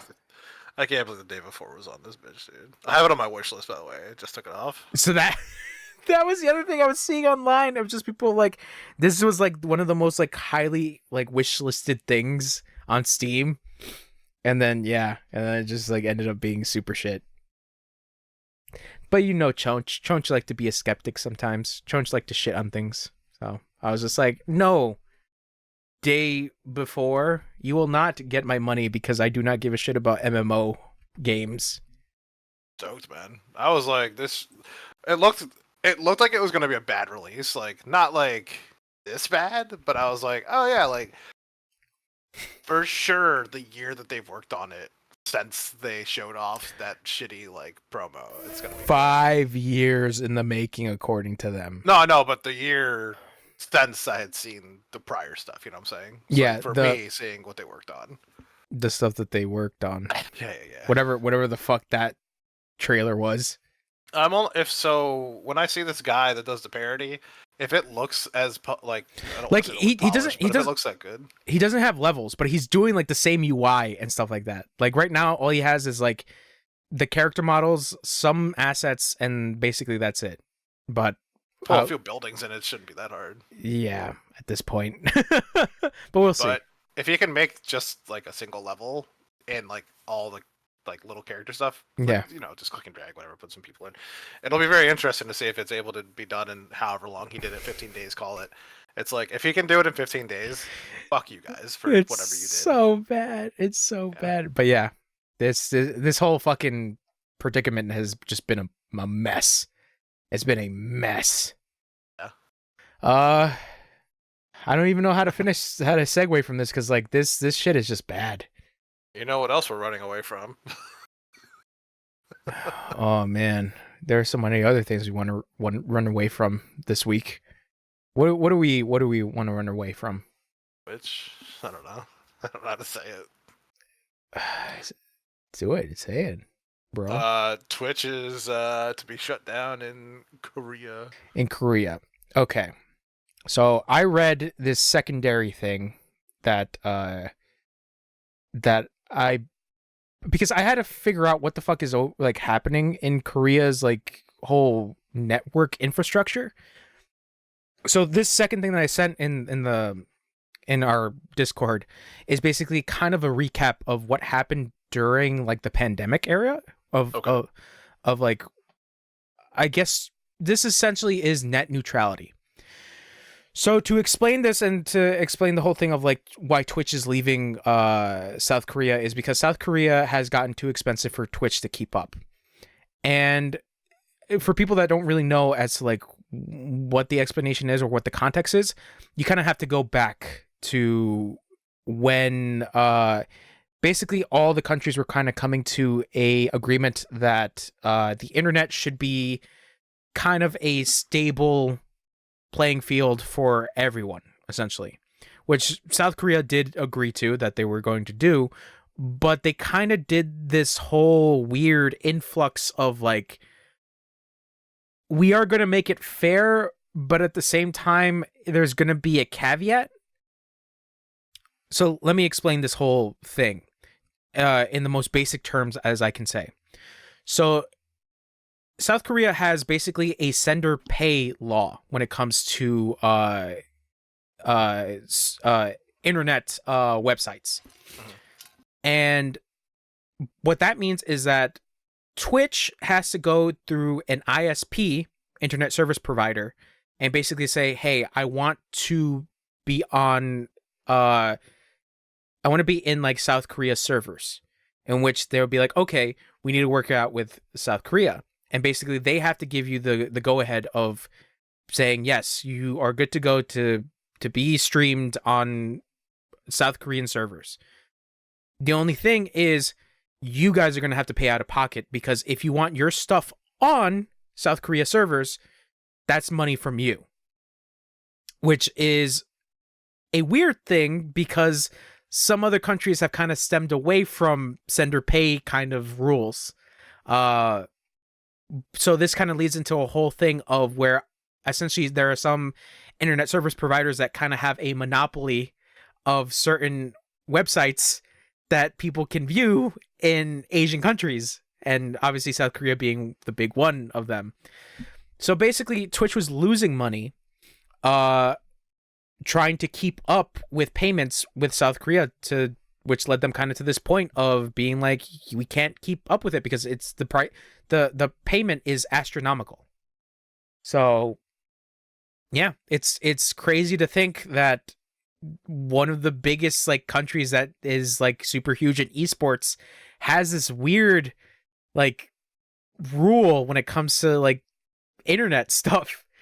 But I would say that this is a very interesting read of like from The Diplomat about South Korea's sender pays policy, and basically how this was an article from 2022, from last year in August, kind of like giving the explanation as to like why some internet sites can't be viewed in South Korea or some Asian countries, because it's just keeping their shit on there is too much money. Yeah, and then it kind of leads into the whole thing of like Korea basically having the say so of like what gets to be trafficked into their network, of like, okay, since you're not paying for this, because this is what they can do. If like, let's say if Twitch stops paying for their for their bills, they could be like, okay, since Twitch is not paying for that, we can basically slow their traffic down and make it harder for people to access it. Or we could just cut it off in general.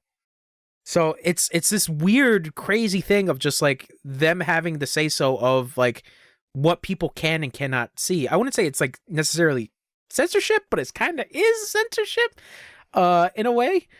But it's more in the sense of like, I want to know if I want to call it greedy censorship. But it is a form of greed and capitalism in a sense that like the ISPs are essentially the middleman, and they basically have to be like the ones at certain businesses to tell them, hey, keep up with your internet bill. And if you don't, you know, the big guy upstairs is gonna say, we got to cut you off. That's essentially how it goes. But it is very, very weird. And this kind of like gets into the whole talk of net neutrality and stuff, and that particular discussion of just like letting just the internet be as it is and be a platform for people to view and see things, and not necessarily let ISPs be the ones in control of what gets to be trafficked, or let alone a government to have something to be trafficked. Because Netflix went through the exact same thing, and then apparently they went through a lawsuit and they lost, surprisingly enough. And yeah, it's just a crazy ass like fucking system. But I don't know. It's just really dependent on South Korea's law. So, yep. Twitch shuts down Korea over prohibitively expensive network fees. So, yep, crazy. And trust me, like I've seen that fucking like South Korean like Twitch stuff of people playing StarCraft and like those MMOs and League. Like that shit is big over in Korea. Yeah. Somebody else will pick up the traffic though. Like there'll be another it would probably site that'll use Kick, unless Kick will keep up that money, because they gave so much money to XQC. Who knows? No, man. It'll be interesting. I'm sure they have their own like company that is Korea based. Possibly, but I don't know, because like still like they have the say so on like what gets to be shown. So we'll see. We'll see. I mean, we won't. I don't know. I don't know how deep into South Korean news will be, but still. But speaking of crazy ass bullshit, Bungie. Let's talk about Bungie. Yeah. Let's talk about everyone's favorite company, Bungie. So. Yeah, they laid off a bunch of people, which is insane. This IGN article came out. Basically, the title of this being called "Bungie devs say atmosphere is soul crushing amid layoffs, cuts, and fear of total Sony takeover." Oof. This is basically really fucked. It's just, I think to sum it all up, it's just becoming a toxic work environment because you have Big Daddy Sony looking over you and basically their hand on the trigger saying that if you guys do another fuck up, we're going to take over and things will be changed. But basically to give the points of what the fuck has been happening over there, obviously there've been the layoffs. But I'm trying to find that, okay. So basically, Bungie is trying to cut costs in certain things, specifically like certain company events and things like that. So, reading from this this line, there's a lot that they're cutting from. So, multiple current employees confirmed to IGN that the company has implemented numerous other cost-cutting measures recently, including a studio-wide hiring freeze, reduced travel budgets, elimination of holiday bonuses, keeping its annual Bungie Day virtual, delaying its week-long company pentathlon event to next December, and reducing numerous morale events such as cooking and knitting classes from monthly to quarterly. Bungie is also pausing or fully ending benefits like annual employee leave, annual employee compensation adjustments to meet market rates, its new hire lunch program, employee donation matching, oh my god, I can't read, its peer recognition program, and gift cards for employee birthdays. And yearly studio performance bonuses this year will only be the contractually obligated 80% minimum after being above 100% for good performance several years running. So there's that. Yeah. So there's just, I don't know. Sorry, go ahead. Yeah, so there's that. There's also the cost cutting of using QA teams where they're doing more outsourcing. According to some ex-employees and current employees that were put down here anonymously, that just basically the morale just sucks because whenever they try to bring up certain issues with higher ups, it's like talking to a brick wall. And the other problem is you have the looming possibility of the fact that Bungie will not be independent anymore, that it'll eventually become a part of Sony, because currently Bungie is just a branch of Sony, but because of what's happening, Sony most likely will step in and take over from there. But it is basically been a mess. But that whole costing like method that they're doing, that's horrible. Like that really is crushing of just like all that stuff that's being like cut. Yeah. Yeah, Bungie's been like kind of going south ever since they worked with Blizzard? Activision. I mean, I don't think it helped the fact that Destiny 2 went free to play. I forget whose decision was that? Was it Bungie's or was it Activision? I think it's a mix. Like, I think Bungie said it was their idea, but they were with Activision at the time. It might have been like right after they left Activision. I can't remember exactly. But if you played Destiny over the years, like you could see the lack of like it got work worse. they've been putting in. So like, it got really bad. And I don't think it's any of the smaller employees. Obviously, like it's for sure the it's always the higher ups because they're always the ones that make the decisions like this. And right now, what according to this article is that like the current board is mostly people from Sony. Right. So it tends to be whenever they're working with another company that the other company is like really making it seem like Bungie's bad, you know? Yeah. So I mean, Well, you know, they should learn from that. And I know it's hard. Like, I don't know anything about fucking companies at all for sure. But yeah, like, because we're both dummies. We don't they know for sure got to business. figure out a way not to work with other companies and be able to be self-sufficient. I think Like work with themselves. right now they're in a fucking hole, so I don't think that will be happening For anytime sure. soon. Yeah, they're in their grave essentially, Yeah, and I think you let Sony take over, you leave, and you try to start another company, something like that, or maybe start working on games as like a little group of people because that were original or whatever. yeah, because like right now they're working on that Marathon Tarkov game, and who Yeah. knows how the fuck that's gonna work out. But I mean, it's been talked about for so long. As I think I don't know if Marathon is Matter or not, but Matter is another game that was talked about for a really long time, and I think they're two separate games, and I think Matter was the Korean game that got paid for. Like Tencent or somebody put like some odd millions of dollars into them and said, "Make Matter." make matter, do matter now. Yeah, and I think it's a phone game. Mm. Can't remember. I don't know. It's just a lot of like. Here, when I heard that, I was so depressed because I was like, "Cool." Literally, like Destiny's gone. Then you're not working on this anymore. Yeah, I mean, still like. I think at this point, I don't know if like even doing a Destiny 3 would do anything because of I think right now I don't If think they could make it good, people would come back and play it. but the problem is I feel like they basically like a lot of the fans are not going to be on the side of Bungie because of what's going on with Destiny.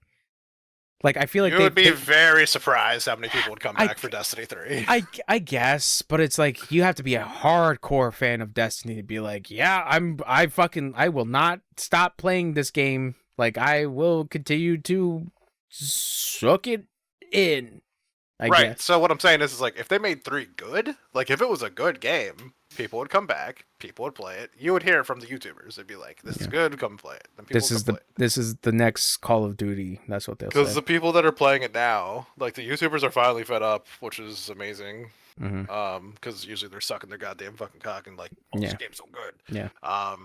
Destiny, the best game. They're like, "Hey, these DLCs are actually ass," and I'm like, "Yeah, man, been saying it for about 4 years now." Like, the game's bad. Yeah. But yeah, it's just a matter of time. Right now it's just a ticking time bomb, unfortunately. And I feel Sony will own them, it's fine. I feel really bad for the employees. I feel bad for the people that still work there because it's like I know a lot of people would say that like why don't they just find a different job? And it's like you do realize how hard it is in the game industry. Like it is really difficult to find currently, especially now. Yeah, because because of the amount of fucking layoffs that have been happening in different fucking studios. Yeah. Or studio closures. Like this year has been horrible with the amount of fucking closures. So it's gonna sound really sucky, but like I don't know. I would look for maybe not working at a game company at this point. Maybe like looking at like coding apps to work at, or I don't know somebody's website. I don't know. Yeah, I really don't know. It's unfortunate because like even then, like starting a fucking small studio is also a difficult fucking thing because we had this whole fucking talk about the Unity engine where they were trying to do that shit of like charging fucking more for using the Unity engine. I will say though, if you have a good as idea on a game right now, do it. Yeah. There's do it. So many bad ideas coming out that if you can shine kind of like, I mean, it's really Baldur's Gate is an amazing game and they worked really hard on it. But yeah, that is a small studio, yeah. If you can come through shining like that, everyone will love you and they'll leave all these other dumbass companies, not leave them to work for you, but like leave to like play your game. Yeah. People will stop playing the other shit to play your shit. Oh man. Thanks, Big Daddy Sony. Thanks, Big Daddy Bungie as well. The two dads. Honestly, man, I bailed on Sony. Like, I know, like, I've been talking about Xbox and stuff like that. Now you're full like, Xbox boy. It's not even. It's just like computer, man. I'm just on computer at this point. I don't know what to tell you. I mean, I'm still gonna play some Sony stuff. Like I still. Yeah, you'll fucking you love body codec. I know you do. I wait, that's Xbox. My bad. Never mind. Sure. Whatever you want to believe in your Sony versus. I couldn't hear you whispering. Go ahead. What's up? It's okay. You know what's funny? I've been seeing the Xbox Series X for like $349 like everywhere, and like I'm debating whether or not to get it, but still I have like shit to pay off for, so I probably won't. But like it's making me think. I feel like Xbox is gonna like announce their newest console because it feels like they're really trying to rush out this price. They're Like- probably gonna do A revision. yeah, I think they'll do a revision like Sony did. Yeah, most likely. So yeah, it's just a shame for Bungie. Here's hoping that their Marathon Tarkov game becomes a fucking smash hit. I will try it, by the way. Just Yeah. because they're good at making shoots. At the shoot bangs. Yeah. Fair enough. Who knows? Honestly, man, who knows? That game could come out and fucking smash. Maybe. We'll see. Wow. Look, man, Jones doesn't believe. I'm not a huge Bungie fan. Like, look, I like the Halo games. Don't get me wrong. Nope, you don't like anything. Yeah, it's true. I hate everything, but it's yeah, Destiny. I just completely fell off of. Like, I lost so much interest, but I had like a lot of issues with Destiny in general from the beginning. Since Destiny 1, where it felt like a half-baked game the entire time. This is not a controversial thing. Everybody knows that fucking Destiny 1 is like a half-baked game. What do you mean? What do you mean what I mean? There's story, there's shoots. Yeah, story that fucking annoyed the shit out of me when it's like, go check out online what the fuck this shit means. Wow. Jones can't read, confirmed. Yeah, I hated it. That book he read, he actually listened to. Yeah, I did. No, I didn't. I read it. That book I actually read, surprisingly enough. But yeah, I just had like not good time with Destiny, and then Destiny 2 came out, and I was like, oh, maybe I might try it again. And then I'm like, to be fair, I didn't play for the story. yeah. I know some people just like to play with the game for the gameplay, but it's just like, I don't know. They've quite literally made one of the best shooters ever. Yeah, that's the thing. And that's why I kind of went off of it. I was just being like, okay, let me see what they do. That's something that's not Halo. And then it wasn't that What did they good. make that wasn't Halo? Oh, right, Bungie. Or fuck. God, other game. Benjini? Destiny, I forgot. Bestiny. Yeah, there you go. Don't worry, they're making another shooter you can try. It's so crazy because like I remember people were like, "Oh man, 343s fucking don't know what they're doing. Bungie was the peak of Halo," and it's like, yeah, I guess that was technically true, but still, like 343 did as much as they could to pick up from fucking Bungie's weird ass fucking shit.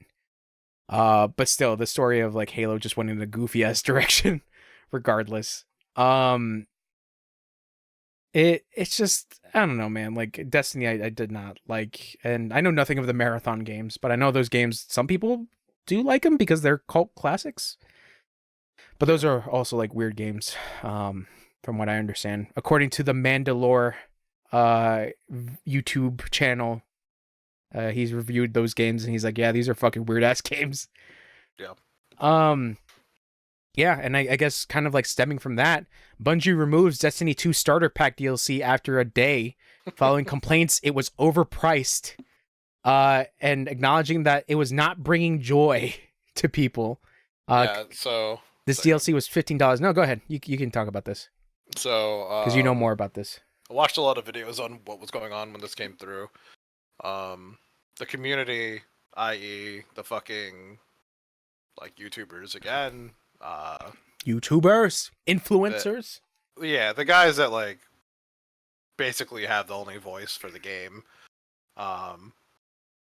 were saying, they put this out, but they can't work on like some type of fucking content to put in the game. Like, this is like a cool starter pack and everything to bring people in, and that's fine, but like you're gonna make people pay, I don't know, call it $30-$40 for it. When like they were like, make a $5 starter pack that people can actually cheaply pay for to start and try the game, and then let them come in and play it. He was like, because right now, like, it's hard enough to come through and level up and like do all this stuff. I don't know. It's just like a lot for like for that. The thing I completely agree with, like, I don't honestly give a fuck if you're gonna like fist somebody that's trying to get into the game. game companies have been doing this forever. Mm. Should you do it? No. Are you gonna do it? Yep, they're still gonna do it. Somebody's gonna do it. Doesn't Yeah. matter. But the thing I completely agree on is stop fucking making these shit fucking things. Like I know like it takes no effort to pretty much make a small little pack that you can sell to somebody, but like yeah, put more effort into like making more content, please. Please make better seasons. Specifically Destiny shit. Stop making seasons, fuck off, and make a DLC. That's what I like. I think that's what most people want, really. Will the final shape be good? Well, like, you know, they're like, you got the dungeon pass. Now I gotta wait fucking 4 months to get a fucking dungeon, asshole. Like, no, just give me the dungeon the day it comes out. And I know people are gonna run through it and complain, but fuck them. Like, that's what I want to do. That's what most people want to do. They want to run through the fucking content, and they'll play it again over and over again. Yeah. You know? But you should also be making more content. It shouldn't just be like 2 things. Fuck you. So let me ask you this, because like, did you read this VGC article that I sent? I think I just had it open. I think I closed it. Hold on. Okay. Well, basically, the whole thing of the starter pack is that it's $15. Because let me read this of like what it includes. It includes 3 exotic weapons, 3 cosmetics, some materials, including 125,000 glimmer, 50 enhancement cores, 5 enhancement prisms, and an ascendant shard. I couldn't read. Really all it has? That's all it has for $15. The guns are the most worth thing there. So this is where it gets a little iffy, is because some people say that like this is a pay to win situation of people getting these exotic guns, while on the other hand, some people are saying that the guns that are included are not particularly that good. Yeah, they're so old. Then that you can actually get them pretty easily in game. So some people have basically stated that, according to Twitter, that this is basically a ripoff. And this is why Destiny / Bungie has basically said, yeah, we're going to take it off. Because it did not bring joy. So. Yeah, the guns aren't really a big deal. Bungie. I don't remember the guns specifically. I think one of them was the linear fusion rifle that like back in the day it was so good. Now it's just trash. Yeah. I mean, like you can still use it in like some scenarios, but not the best. Like it's not end game content material anymore. So the glimmer is insane, by the way, because like 125,000 glimmer, you could probably go get that really easily in game. Like maybe a few runs of something. The enhancement cores is pretty big because like that should probably take you like, I mean, like someone that's actually playing the game constantly, like maybe they could do it in a day, but like normal people would be like a week to get 50 enhancement cores. Yeah, normies. And then the 5 enhancement prisms is insane because like similar, I could probably go do that pretty easily in a day.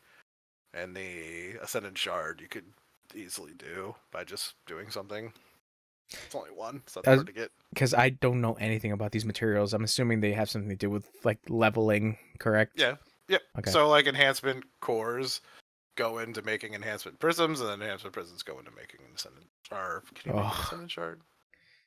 Oh, I don't think you can. I kind of maybe by like using certain materials to sell or something like that. But yeah, Ugh. It's all just like dumb. This is very like this. It sounds arbitrary. Yeah, this little thing here, like this pack, reminds me of like Warframe. Very like, very like pay, like grindy, pay to win. Very grindy. Of course, yeah. The whole game is grindy for sure. Yeah, so that's the whole point. That's kind of like what you love. Yeah, that's Not the whole you, point. But like the player. Yeah. Weirdly enough, like Diablo, kind of, but still. Yeah, for sure. Yeah.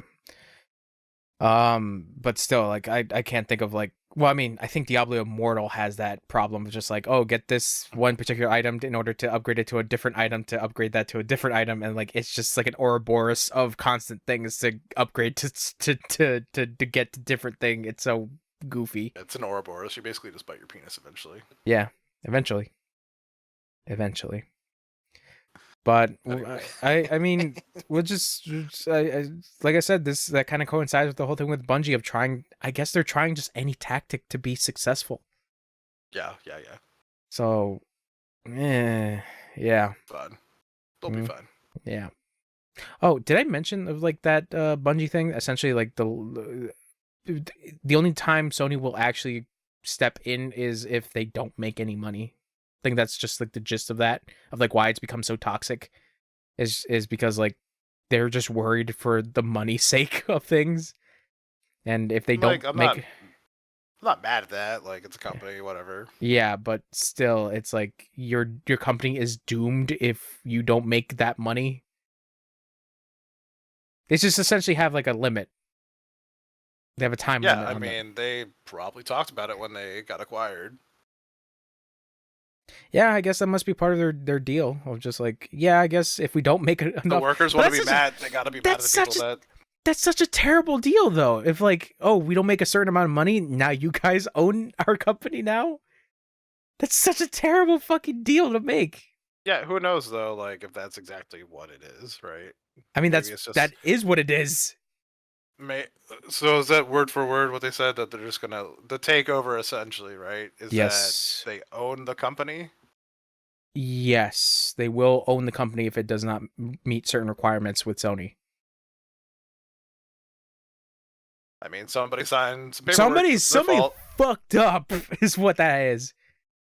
And it all depends on how you look at fucked up, right? Like, depends if they made money off of the deal, whatever, Yeah. whatever. Yeah, I guess. I don't know. Like I said, I'm sure we don't. There's something we don't know. Like somebody, again, like the owner of Bungie, yeah, whatever that guy's name is, or multiple people's names is, could have been like, here's a deal that says like we get this percentage if we walk away and you take it, you know. mm-hmm. So no. I could be stemming. I could be like saying it incorrectly, but that is what was explained in that article, is that essentially that if they do not reach a certain like monetary like requirement, Sony will take over. And that's why I mentioned that has led to that soul crushing atmosphere and morale decline because and the cost cutting, because they need to keep that money in order to keep Sony happy. So who knows? But what do we know? Beyond Good and Evil 20th Anniversary Edition confirmed after Ubisoft mistakenly releases it early. Oops. So this is happening. I haven't played Beyond Good and Evil. I hear it's good. I started it up multiple times, but I have not finished it. Funny enough, the fact that this is coming out earlier than the sequel, whenever the fuck that's happening. But I also didn't know that apparently the creative director passed away. So who knows what the fuck is gonna happen with Beyond Good and Evil 2. But yeah, the anniversary is coming out in 2024. Be happy, I guess. So it's coming out for PC, PS4, PS5, Xbox, and Switch. So Beyond Good and Evil. All I know is that propaganda song, and that song's pretty good. Speaking of oops from Ubisoft, Ubisoft says a technical error was behind pop-up adverts in Assassin's Creed. That's so funny. This happened on Twitter, where I saw this, where somebody just posted up being like, the fuck is happening? Where they just kept getting like the advertisements for Assassin's Creed Mirage whenever they try to open up the map in Odyssey. And everybody was like, what the fuck is happening? In which Ubisoft had to come out with a statement saying that that was a bug and they did not mean for that to happen. But that is the near dystopian future we're gonna have with video games, where advertisements for their next video game just keeps popping up whenever you try to play their current game. Because Street Fighter 5 was kind of like that, where it tried to do like advertisements for, I think, Red Bull at a point. It was so weird. And I was like, this is the dystopian future we're living in. Yeah. I do want to play Assassin's Creed Mirage. That's just me, because I like these trashy games. These trashy Ubisoft games. Apparently a new game plus and a permadeath mode will be happening for Assassin's Creed Mirage. But yeah, that advertisement thing was fucking weird and gonzo. Speaking of weird and gonzo, GTA 6. Is it woke now? Can you believe it? Oh, did you see those videos? I saw the wait, which videos? I've seen 2 videos of like some people saying like this game's not gonna be good because like it's got a main female character Oh and like no, the thing that like was like really like I can't believe this motherfucker's so dense is fucking Keemstar being like the main character's trans, and people are like, "Where are you getting this information from? Reddit?" And it's like, what? Keemstar is such a great news Oh, source. he's so fantastic. Give me money, Keemstar. You won't give me money? All right, you fucking idiot. Uh, yeah, but it's also fucking wild that the fact that people are like complaining that since this is taking place in Vice City, which is essentially fictional Florida, that there's too many black people in the game. And Yes, it is. it's yeah, there are some people complaining about that there's not enough white people, and I'm like, Okay. what? Like, this is the angle some people are going with? And then the whole thing about it being woke, of like having the female protagonist. I can't believe Rockstar is becoming woke. They're forcing you to play as a big booty Latina. I can't. I can't even. How dare they? Uh yeah, this shit has been just so fucking stupid. I'm interested, obviously. That's why I wanted to play GTA 5 again. But I ain't throwing down $15 for it. Or maybe I will. I maybe throw down like $15 for it. Who gives a fuck? But I do want to replay GTA 4. But I never played any of the other ones like San Andreas or Vice City or GTA 3. The But city was the big one I played. yeah, but it's kind of unfortunate that like that definitive edition is like still shit. But I do have the PS4 version on my PS5 of the PS2 emulated version of San Andreas 3 and Vice City. So I heard those are kind of like iffy because those are just straight up emulated ports of the PS2 game. But Mhm. we'll see. Because I did boot up San Andreas and I'm like, yeah, I can dig it. But just talking about GTA 6, it's back to Vice City. It makes sense. It is very true to life with all like the shit where people were like making comparisons of like the crazy shit that's happening in the trailer and actual crazy shit that happened in real life, like that coincides with it. And it's just like, yeah, we're not straying far from reality, you know, with our Grand Theft Auto game. But it looks cool, looks neat. I'm interested to see how it is. Weirdly enough, I do feel like going back and playing Red Dead. So, I do like Rockstar games for the most part. So we'll see. Yeah.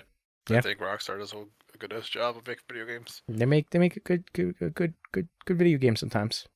I like the story in most of their video games, to be honest. Which, funny enough, a lot of people don't really play the story. Yeah, too many pirates and guns for me. Yeah, it feels unrealistic. And bullies, too many bullies. And detectives. Oh man, poor Ella Noir. Never stood a chance. So yeah, Grand Theft Auto 6 looking pretty good from that trailer. Yeah. All right, now that we got that down, let's talk about the big shit, baby. So the Game Awards Hey. happened. Obviously the GOTY that happened this year was Baldur's Gate 3. I think just a little tangent. I think I'm just gonna buy that game and then just play that instead of going Yeah. through Baldur's Gate 1 and 2, which apparently those games are a little harder to get into because they're a lot older. Yeah, they're sold as fuck. Yeah, so people were just like, well, I mean, Baldur's Gate 3 is made by a completely different company. They're the people behind Divinity Original Sin. And those people say that those people, I should really stop doing that. But like a lot of fans have said that like the game is just basically a Divinity 3. And if you're interested in like that kind of stuff, play Divinity, which I might actually do first just to see how it is. Because I've had those games. 1 through 3. Yeah. Well, Divinity Original Sin. Because Original Sin is apparently supposed to be a prequel to the older games, the older Divinity games.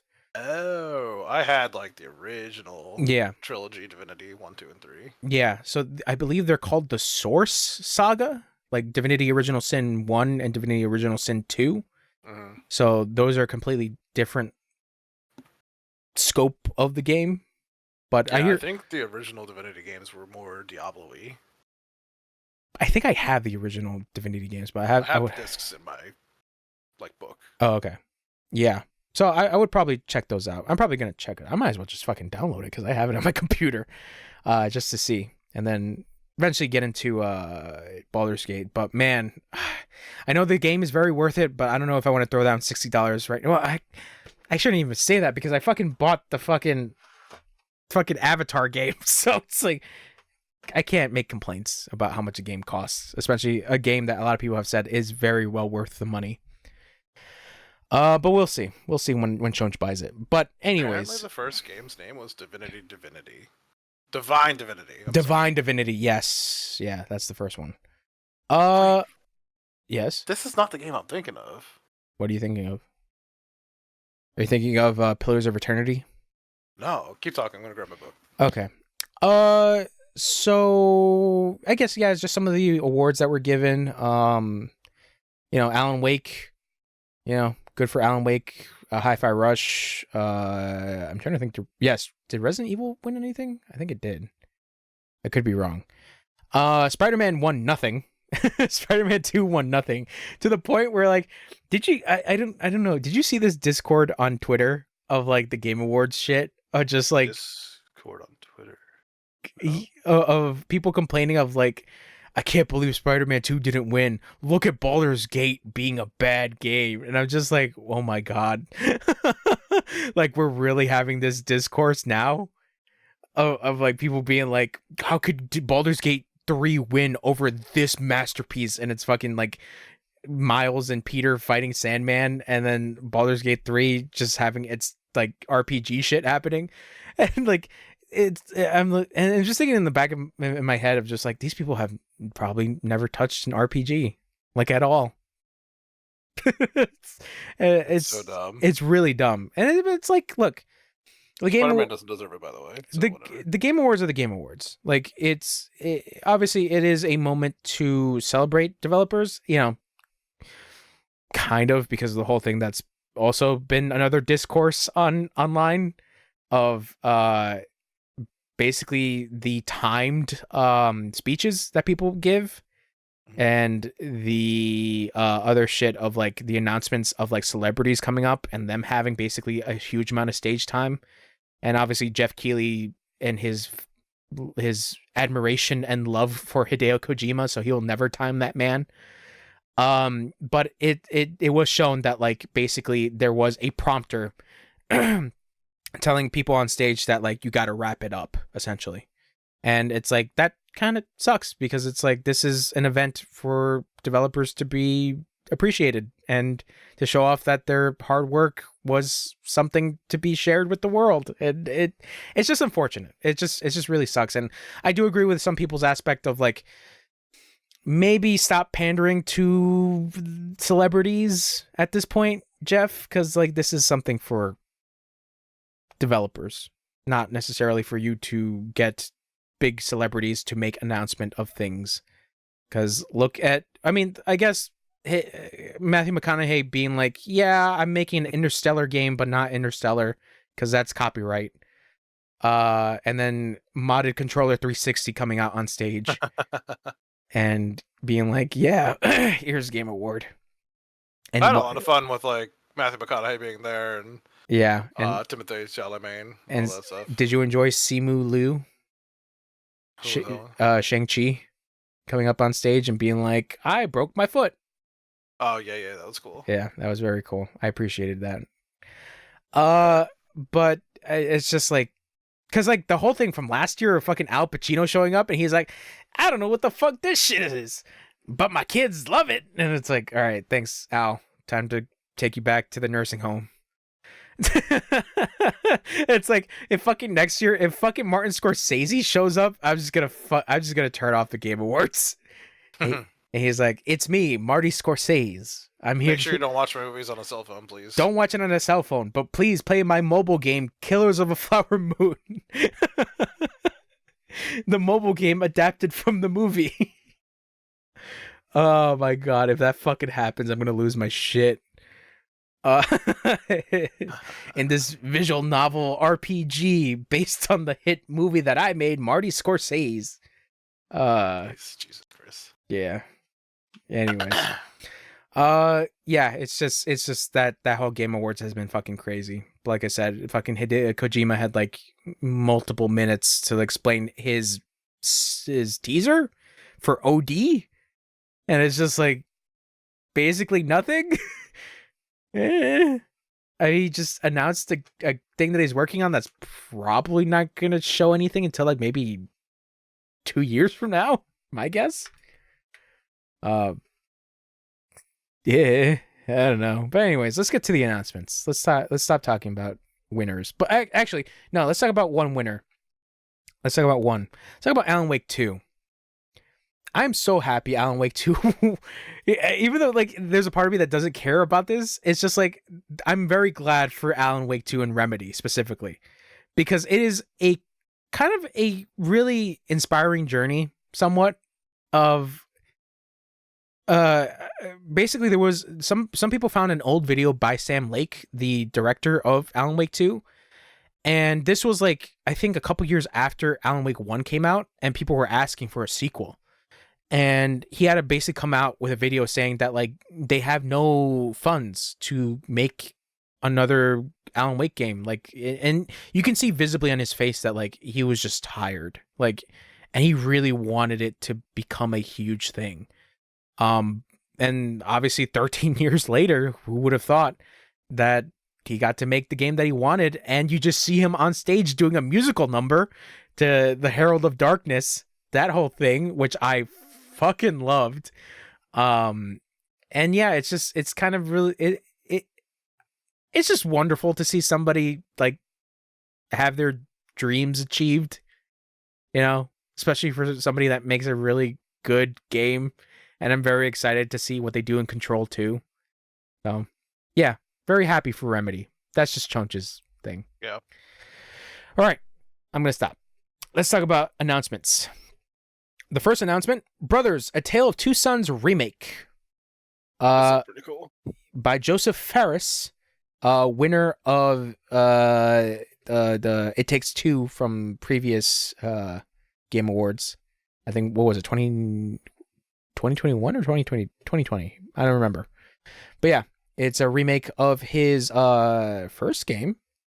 Was it his first game? I don't remember, to be honest. But anyways, this was a game that, for me personally, has been on my back catalog, and now that a remake's happening, maybe I might just wait for the remake. But that's really cool that that's happening. Next, from the boy Daniel Mullins, the creator of Inscryption, Pony Island 2 Panda Circus. You know it's going to be fucking weird. I'm very excited, but I should probably play Pony Island 1 because I hear that's also fucking weird. From the video of this thing, it looks like I would have such a bad time with this. Bro, fucking Inscryption goes in a crazy ass fucking direction, but for me personally, I loved it. Inscryption looks more like my level of gameplay. This looks like I would be I think I get bored too easily. The card battling stuff is really fun. But like when it does the weird shit, it does the weird shit. And I think that was like the really cool shit about Inscryption. Especially when they did like the live action cutscenes, because like the whole meta of it is like this guy called the Lucky Carter, and I think his name was like Luke Carter, but he called himself the Lucky Carter because he did like card based stuff. Yeah, excuse me. And the whole meta aspect of it is that like he found this lost card game called Inscryption, and then it kind of like does the weird shit from there. It's great. I really highly recommend playing that game. Yeah. But yeah, I'm very interested to see the next thing that he does, and this thing being a sequel. Which I bought the game because Pony Island 1 was like 79 cents on Steam, and I'm like, all right, I just buy it to see how it is. And it's like only like 2 hours apparently, but I have to see what the fuck that is because I really liked Inscryption. Then from Netflix, The Rise of the Golden Idol. It is a sequel to The Case of the Golden Idol, which I forgot came out, I want to say last year? Yes, last year. Which is kind of a point and click mystery game.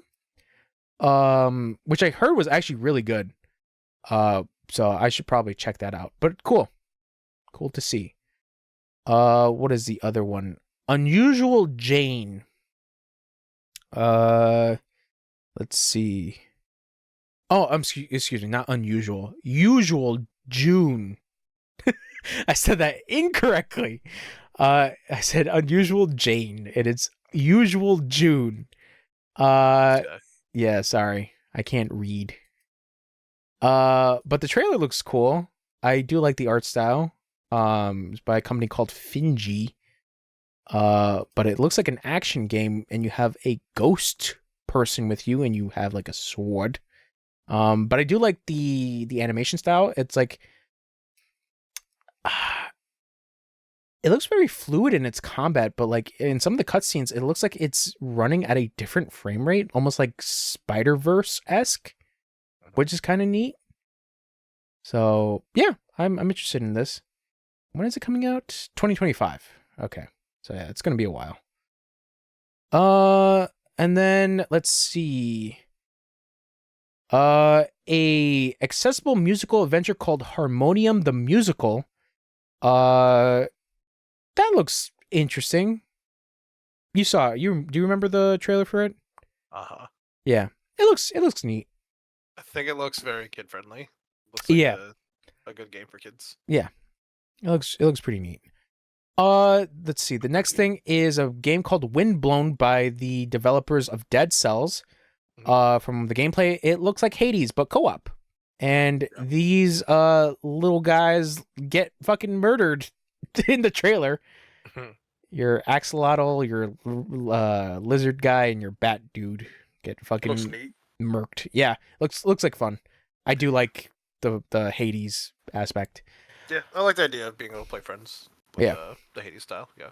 So we'll see how that comes out. And then from the developers of Thumper comes Thrasher, which looks like you're fishing, but also thumpering. I don't know. I haven't played Thumper. I've seen gameplay of it. I remember watching Wesley play of it, and I'm like, this game's fucking crazy looking. But it looks neat. I should probably play Thumper. Next we got Dave the Diver Cross Dredge. It's a DLC collaboration with Dave the Diver, and yeah, I should also probably play Dredge because I hear good things about that too.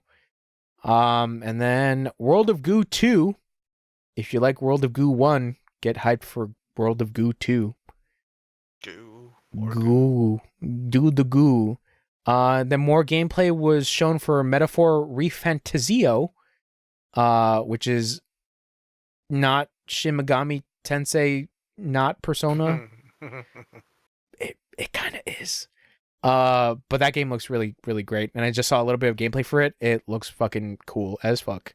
I will be playing it on the PC because it is only Xbox and PC. And then we got Matthew McConaughey coming out and saying, all right. Announcing not Interstellar, Exodus. It was just a CG trailer. It looked, was it just, wait, hold on. Let me look at this fucking trailer. Oh God, volume. Was there any gameplay shown? No, I think it was all CG, but it looked very Mass Effect-y. There's like some gameplay. Yes, at the end. Yeah, it looks very Mass Effect-y. But it's like super minimal. Yeah, it looks like Mass Effect. Hopefully it's better than Mass Effect. How dare you? Bad games. So how dare you? Mass Effect 2 I'm excited for Matthew McConaughey to be attached to it though. Mass Effect 2 is the shit. You're right, it is shit. So wow. You're bad. You don't like things. Space people. The worst. God of War Ragnarok got a free DLC. It did. It's out next week. No, it's out now. Oh, it says out next week. You fool! So I read it that way. You fool! Oh, good thing it's out now because it's a roguelike DLC. Have fun being rogues and throwing hammers at people. Did you know it's longer than the Call of Duty 3 campaign? Did you know that my speaking right now is longer than the Call of Duty 3 campaign? Oh, damn. I guess you won't be. That my foot is longer than the Call of Duty 3 campaign? This other game that's coming, the Untitled Goose Game team, Big Walk. revealed its next big game, Big Walk, which looks really fun. I don't care what anybody else says, Chunch Man. No, I think it was fine. My brother actually likes stuff like this, and he doesn't play a lot of games. The other brother, Mhm. I have two. One plays games, one doesn't play games. And I was like, "Yo, man, like this is right up your alley. We get to do looks like puzzly and like just like joking and stuff. So pretty Yeah. excited to play through that." I think you had said you knew about this Prince of Persia or no? Did you? Yeah, this was announced like I think during Gamescom. Yeah, I had no idea, but I'm super stoked for this. It looks really good. It's very, a lot of people were saying that like it's very reminiscent of Metroid Dread, where like Metroid Dread was obviously more fast paced 2D action, which I still have to play. Probably gonna play in my own time, but yeah, this looks great. Looks really good. What I really like about it is actually surprisingly the art's really good. Yeah, it looks good. That's cool. I'm also really interested to see like the crazy mythology shit that's happening in it, because I think you fight like a chimera-esque thing. Oh, nice. Yeah, so it's gonna do more mythological shit in the Prince of Persia world. So yeah, Prince of Persia. What is it? Lost. Yeah, the Lost Crown. Lost Crown. Yep. Cool. You know what else is cool? The thing that I'm most excited for sure. Yeah. Hellblade: Senua's Saga. Another trailer has been shown, and a performance was done with crazy ass shit, and it was really cool. But yeah, prepare to cry, and who the fuck knows whether or not this is a prequel or an actual sequel. But we'll see. What else we got? Yeah. Unseen. Yes. So Ikumi Nakamura came out, basically saying that, hey, I got something that I'm working on, possibly, called Kemuri. It was only like concept stuff, but basically it kind of gave me the feeling of like what Tokyo Ghostwire was supposed to be, or Ghostwire Tokyo, excuse me, of what that was supposed to be. I forgot what this was. Originally, yeah. So currently, she's not signed to any publisher, but we'll see. Maybe it might be Xbox exclusive. This game looks so fucking okay. So like, what is it called? The trailer looks so cool for this though. Yeah, Kemuri. Yeah. You know what else looks fucking cool? No Rest for the Wicked by the Ori team by Moon Studios. So excited for this. Fucking cute little goobers. Now we have crazy high fantasy shit going on. Almost fucking Dark Souls like shit, but also ARPG? Possibly? I think it's an ARPG. Yeah, looks cool. I'm very interested. I should probably play those Ori games. Maybe it might have some dark shit in it, which I think it might have, actually. But yeah, moving on from that. Sega announces the return of Jet Set Radio, Shinobi, Golden Axe, Streets of Rage, and Crazy Taxi. Golden Axe, baby, let's fucking go, dude. Golden Axe. So basically, yeah, like if you see this trailer, they're all remakes. They're remakes of everything. And each one looks so fucking cool. Yeah, Jet Set Radio. Yeah, Jet Set Radio I think looks good. Shinobi looks fucking amazing with the 2D art style. Golden Axe being 3D, Streets of Rage being 3D as well, and Crazy Taxi being fucking Crazy Taxi. Hey. The best part's the end where the guy goes, Sega. Yeah, we yell Sega. He's like, Sega! Yeah. I was like, all right. Hey. Crazy Taxi. Moving on. Sorry, I want to do my Crazy Taxi voice. Speaking of Crazy Taxi, Dragon Ball. That's not a good segue. Dragon Ball Sparking Zero, which is essentially the next Budokai game, was shown a little bit more. Looks visually pretty. They're gonna have so many more characters because Budokai Tenkaichi. So most likely characters from Dragon Ball Super as well will be showing. Yeah, pretty stoked. Gonna be cool. Dragon Ball do Kamehamehas. Yeah. Do all the kamehamehas. Speaking of doing the Dead by Daylight spin-off Casting of Frank Stone was shown. This is the Supermassive Games, the single-player based game in the Dead by Daylight universe.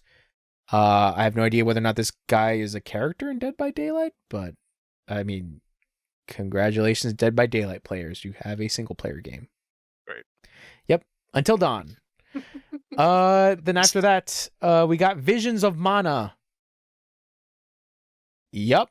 You're gonna be able to look at it. It's Mana. It's a Mana game. Get excited. I've never played any of the Mana games. I hear they're okay. It looks fine. I mean, yeah, it looks fine. I don't think it's gonna be great. I think it's fine. I mean, I should probably try out those Mana games just to see, because like they're obviously spin-offs of the Final Fantasy series, but yeah, I know nothing of them. Next we got a little bit more gameplay of Rise of the Ronin from Team Ninja, Koei Tecmo. And yeah, looks like Neo and Ninja Gaiden. So, we'll see. And then we got Hideo Kojima coming up on stage and being like, please be excited for my weird game. And he showed off a teaser for OD. So according to some online detectives, this might be something in relation to Silent Hills. So there was some digital sleuthing that I've seen online that when Udo Kier shows up, he says the word, well, he phonetically, it looks like he's saying the word Atami. And Atami, according to its kanji, I could be getting this wrong, but either way, it translates to silent and hills, depending on how the kanji is. But like the word, Japanese is a very interesting and very difficult language. But either way, depends on the kanji. So the speculation is this is kind of a successor to the Silent Hills thing that Hideo Kojima wanted to make. And when he was announcing this on stage, he was saying that, oh, he's planning on working with more people. So everyone's keeping their fingers crossed that this is going to be, Guillermo del Toro and Junji Ito reappearing to help work on this. And obviously you have Jordan Peele coming on and, Jordan Peele doing more horror stuff. It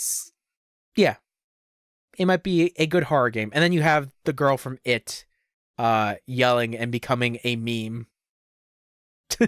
Have you seen that meme of the girl? Yeah, so that's everywhere. But yeah, who the fuck knows what the fuck OD is gonna be? But like I said, it's gonna be hopefully cool. I'm excited to see what they do. Yeah, we'll get. I hope we get something in a year or 2 years. Hopefully, I think 2 years is more of the idea, the timeline. Yeah, because I mean, he's still working on Death Stranding 2, so who the fuck knows what's gonna come out first? Motherfucking Jordan Peele's probably busy as fuck, dog. He's gonna make his next movie. Yup. Fuck off. So Jurassic Park Survival announced. Great, more dinosaurs. Have fun. Dinosaurs. Ooh, you know what can make these dinosaurs better? Pirates. Do you remember what this was about, by the way? Because I just saw the dinosaurs and didn't care anymore. I have no idea. They only showed a CG trailer of a lady being very scared of dinosaurs. And also, you just saying that, by the way, could make it more fun. Pirates, I hate you. It's so no. We the don't need T-Rex can wear a Captain Pirate hat and then an eye patch, and then I'll be like, "That's fucking dope." So. Black Myth Wukong was shown. Yeah, in the new trailer. More gameplay for Black Myth Wukong, which is coming out in August 2024, baby. That game looks wild. I'm really excited for this. I hope it's as good as it looks it is.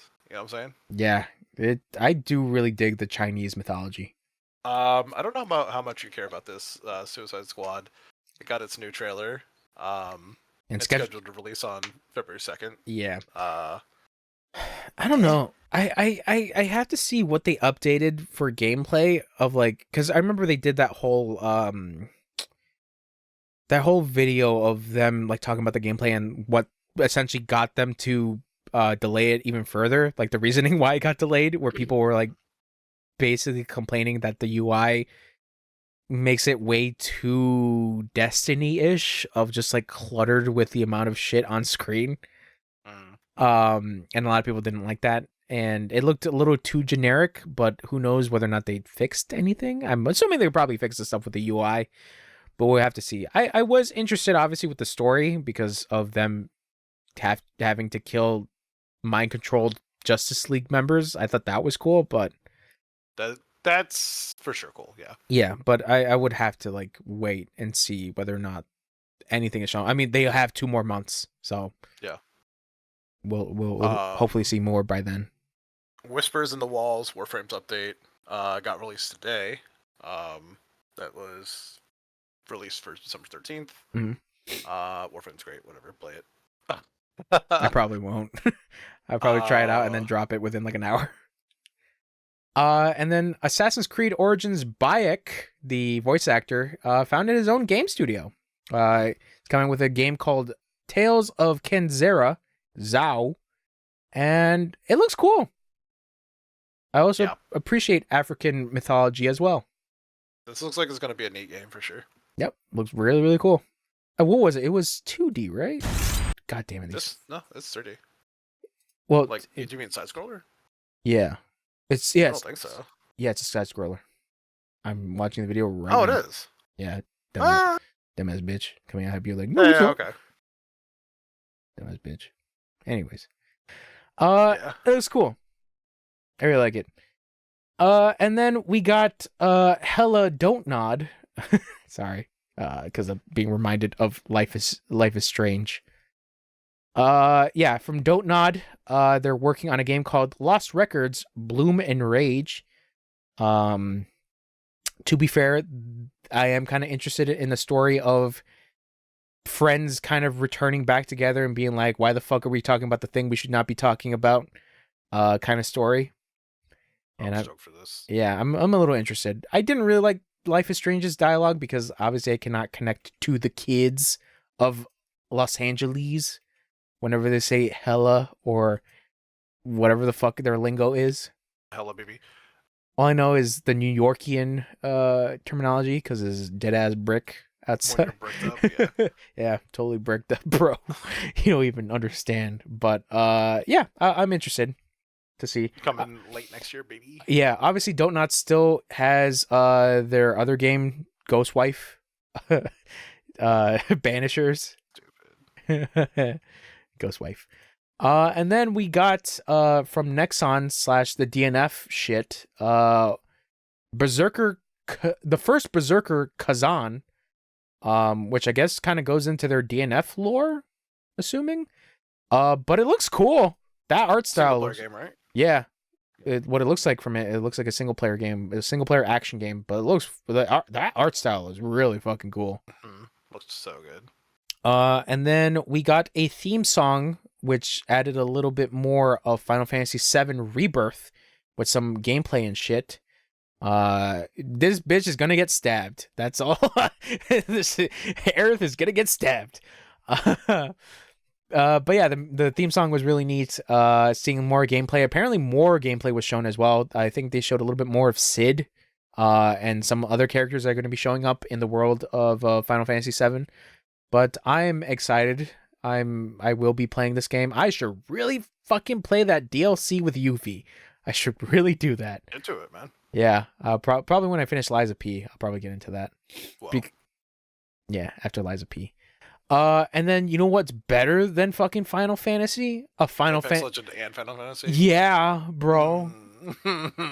This is so weird. And fucking Tetsuya Nomura art for Apex, which is something I never thought I would ever see in my lifetime. But yeah, a crossover event. Why not, baby? Yeah. And then what else we got? We got I guess something for Rail My Star Till I Honk. We got something for Honkai Star Rail. I don't know what the fuck it is. I think it's an update, possibly. Yeah. I just get more content. Yeah, I don't know. And then the biggest fucking surprise, a fucking release date for Skull and Bones. It'll be surprising if it comes out. And then a beta in like December 15th? Friday. This Friday. Holy fucking shit. You're gonna sign up for it or not? I think I might have to. If you sign up, I'll sign up. Yeah, I think I might have to. We'll see. And then the cool ass shit, because this is the coolest thing here. Some motherfuckers are always trying to ice skate uphill. There we go. Shut the fuck up. I said it. I did it. Blade. By Arcane Leon. According to the developers, they're saying that this is going to be a third-person action game. So, excited. I'm very excited. I have a clip of me yelling, "Is that fucking Blade?" So, that's how excited I am. Fucking stupid, dude. Yeah, that's fucking dope. Oh, how can we forget? Twisted Metal Season 2 announced. I forgot Anthony Mackie was here. Yeah. And then we have Lightspeed LA announced Last Sentinel. So these are the old developers from Rockstar. They basically created their own studio. And it is according to them, a fully original AAA futuristic open world game. And the trailer looks interesting. It kind of reminds me of Ghost in the Shell a little bit, but I guess we'll see what the fuck it is. And what else we got? Then we got The First Descendant, which is, I remember they showed gameplay for this like a while ago, where it kind of looks like Warframe, but it's Korean Warframe. Mm-hmm. This looks so good. I'm excited for this. The Last Sentinel. Okay, yeah, it looks neat. I'm assuming it's co-op, right? Like your teams. Yes. Okay. He doesn't want to play it, and I'm gonna make him. Yeah, good luck with that. Speaking of shit that we should all play together, Zenless Zone Zero by the Hoyoverse people.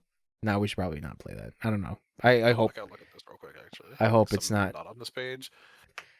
Wait, which one? Zenless Zone Zero. This looks pretty good. Yeah, I mean, this is like, I don't know. I don't think this is anything microtransaction-y that they're doing or free to play. Oh no, there's for sure gonna be microtransactions. Yeah, that's the thing that I'm really worried, because like the art style looks cool, some of the character designs look cool. Like there's a fucking bear and like some dope ass drip. Unless you pay a like $60 price for the game, there's going to be. I can't complain because fucking Mortal Kombat is that. Mortal Kombat is that. Mortal Kombat. By the way, that's completely dumb. Mortal Kombat shit.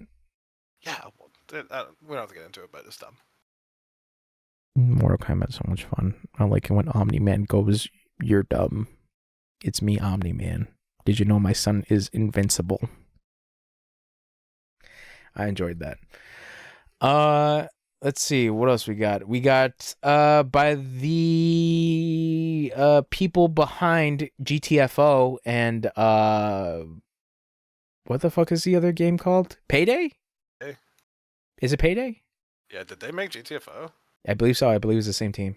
Gross. GTFO's bad. Wow, how could you say that about such a classic? They're announcing a game called Den of Wolves, which is basically a future-ish Payday game. Yeah, it looks pretty cool. Mm-hmm. I think it looks cool. Sure. I mean, I don't know. I don't know how Payday is. I never played it. Payday's fine. You break into a bank. You keep the cops off you. Yeah. You take the money and you leave. That's what I heard the third one's not good though. Yeah, they have a lot of problems. Apparently, updates are fixing those issues though. So, we'll see. Okay. And then we got a CGI trailer for a game called Exoborn: Master of the Apocalypse. This is the team behind the Vampire the Masquerade Blood Hunt, which was that multiplayer PvP game. But according to this, it's supposedly a open world extraction shooter. So, if you like extracting and shooters, true. Yeah, you can definitely go for that. What else we got? Let's see. We got a debut for the Fallout TV show, which looks pretty good. I'm not gonna lie, it looks pretty good. And then we got Hello Games announcing their new game, Light No Fire. So Sean Murray came out and basically said, the first real open world, something without boundaries. And basically this game is the equivalent of making a giant planet game bigger than Earth. And then only for Sean Murray to tweet out, fuck. Because again, he might have overpromised. I don't know, man. I just hope he does okay. To be fair, like, No Man's Sky got a bunch of updates, but that took a long ass time for that game to get good. Did you play? Did I play No Man's Sky? Yeah. Yep. Did you buy it day one? Nope. I bought it day one. Really? Yeah. What do you think about No Light, by the way? Light No Fire. I mean, it looks like No Man's Sky, obviously. Yep. But I'm hoping, he learned his lesson. We talked about it a little bit, and I had told you I think it's going to be, the one, I think the name's going to change, and two, yeah, I think it's going to be very No Man's Sky-esque. That's what it looks like. It looks very No Man's Sky, but we'll see. I tried going back to No Man's Sky, but I feel like it's too overwhelming because of the amount of updates and shit. It just feels so new. I'm gonna play it. It's on Xbox Game Pass, so I'm gonna play a little bit of it to see how I like it. Yeah. Okay. Oh, it's funny too because I'm wearing I just realized I was talking about Hideo Kojima and I'm wearing a fucking Kojima Productions shirt. I love that shirt. It's so cool. They have good art design. I think he that's one thing for sure. Like, because he wanted to get into movies. He had said. Yeah, a studio. Yeah, he makes a lot of great art. I mean, the logo is fucking sick. The Ludens. Fucking astronaut shit. Yeah. Still. But he makes dumb games for dumb people. Because he's a genius. What do you mean? You love traveling with boxes? I did. Because I'm a dumb person. I'm such an idiot. Because I played that game during my furlough when I was working at the post office. And I'm like, I just need to relax. And then I play this fucking dumb game of delivering packages. Oh, man. That was so stupid. Anyways, Simu Liu revealed new Stormgate trailer. So if you don't remember this was the RTS by Frost Giant, the people who worked on StarCraft. So this was shown, I think, in Gamescom actually. And like there was only like a JPEG and like some character models, some stills, and that was it. And they were like, check out this shit. It's gonna be in beta sometime soon. Who knows? But yeah, Stormgate. Oh man, I feel bad for Guilty Gear. So Elphelt Valentine was announced, but unfortunately, this shit got leaked literally like a day before, and it's just like goddamn. But she's cool. She's great. I think her new design is fantastic. On top of that, Strive also announced a 3v3 mode, which most likely will be like KOF, where it's team of 3, but you have to fight each character and basically work down to 1. So we'll see. We'll see with the new update. And then Final Fantasy 16 DLC got announced and shown. So Echoes of the Fallen is available, which I should probably get my hands on because it's $25, I believe. And the next DLC is called The Rising Tide, which will come out next year. And you know me, I love my Final Fantasy 16. And it's also weird too because this DLC is supposed to take place before the ending of the game, because that ending is very definitive. So yeah. Let's see. Oh, X-Dice devs show off their shooter The Finals, and it's now out. I think I saw something online, I think from a voice actor, saying that like the announcer's voice and some of the voice clips in the game are like AI generated. So there's that, but I don't know. I don't know what the finals is.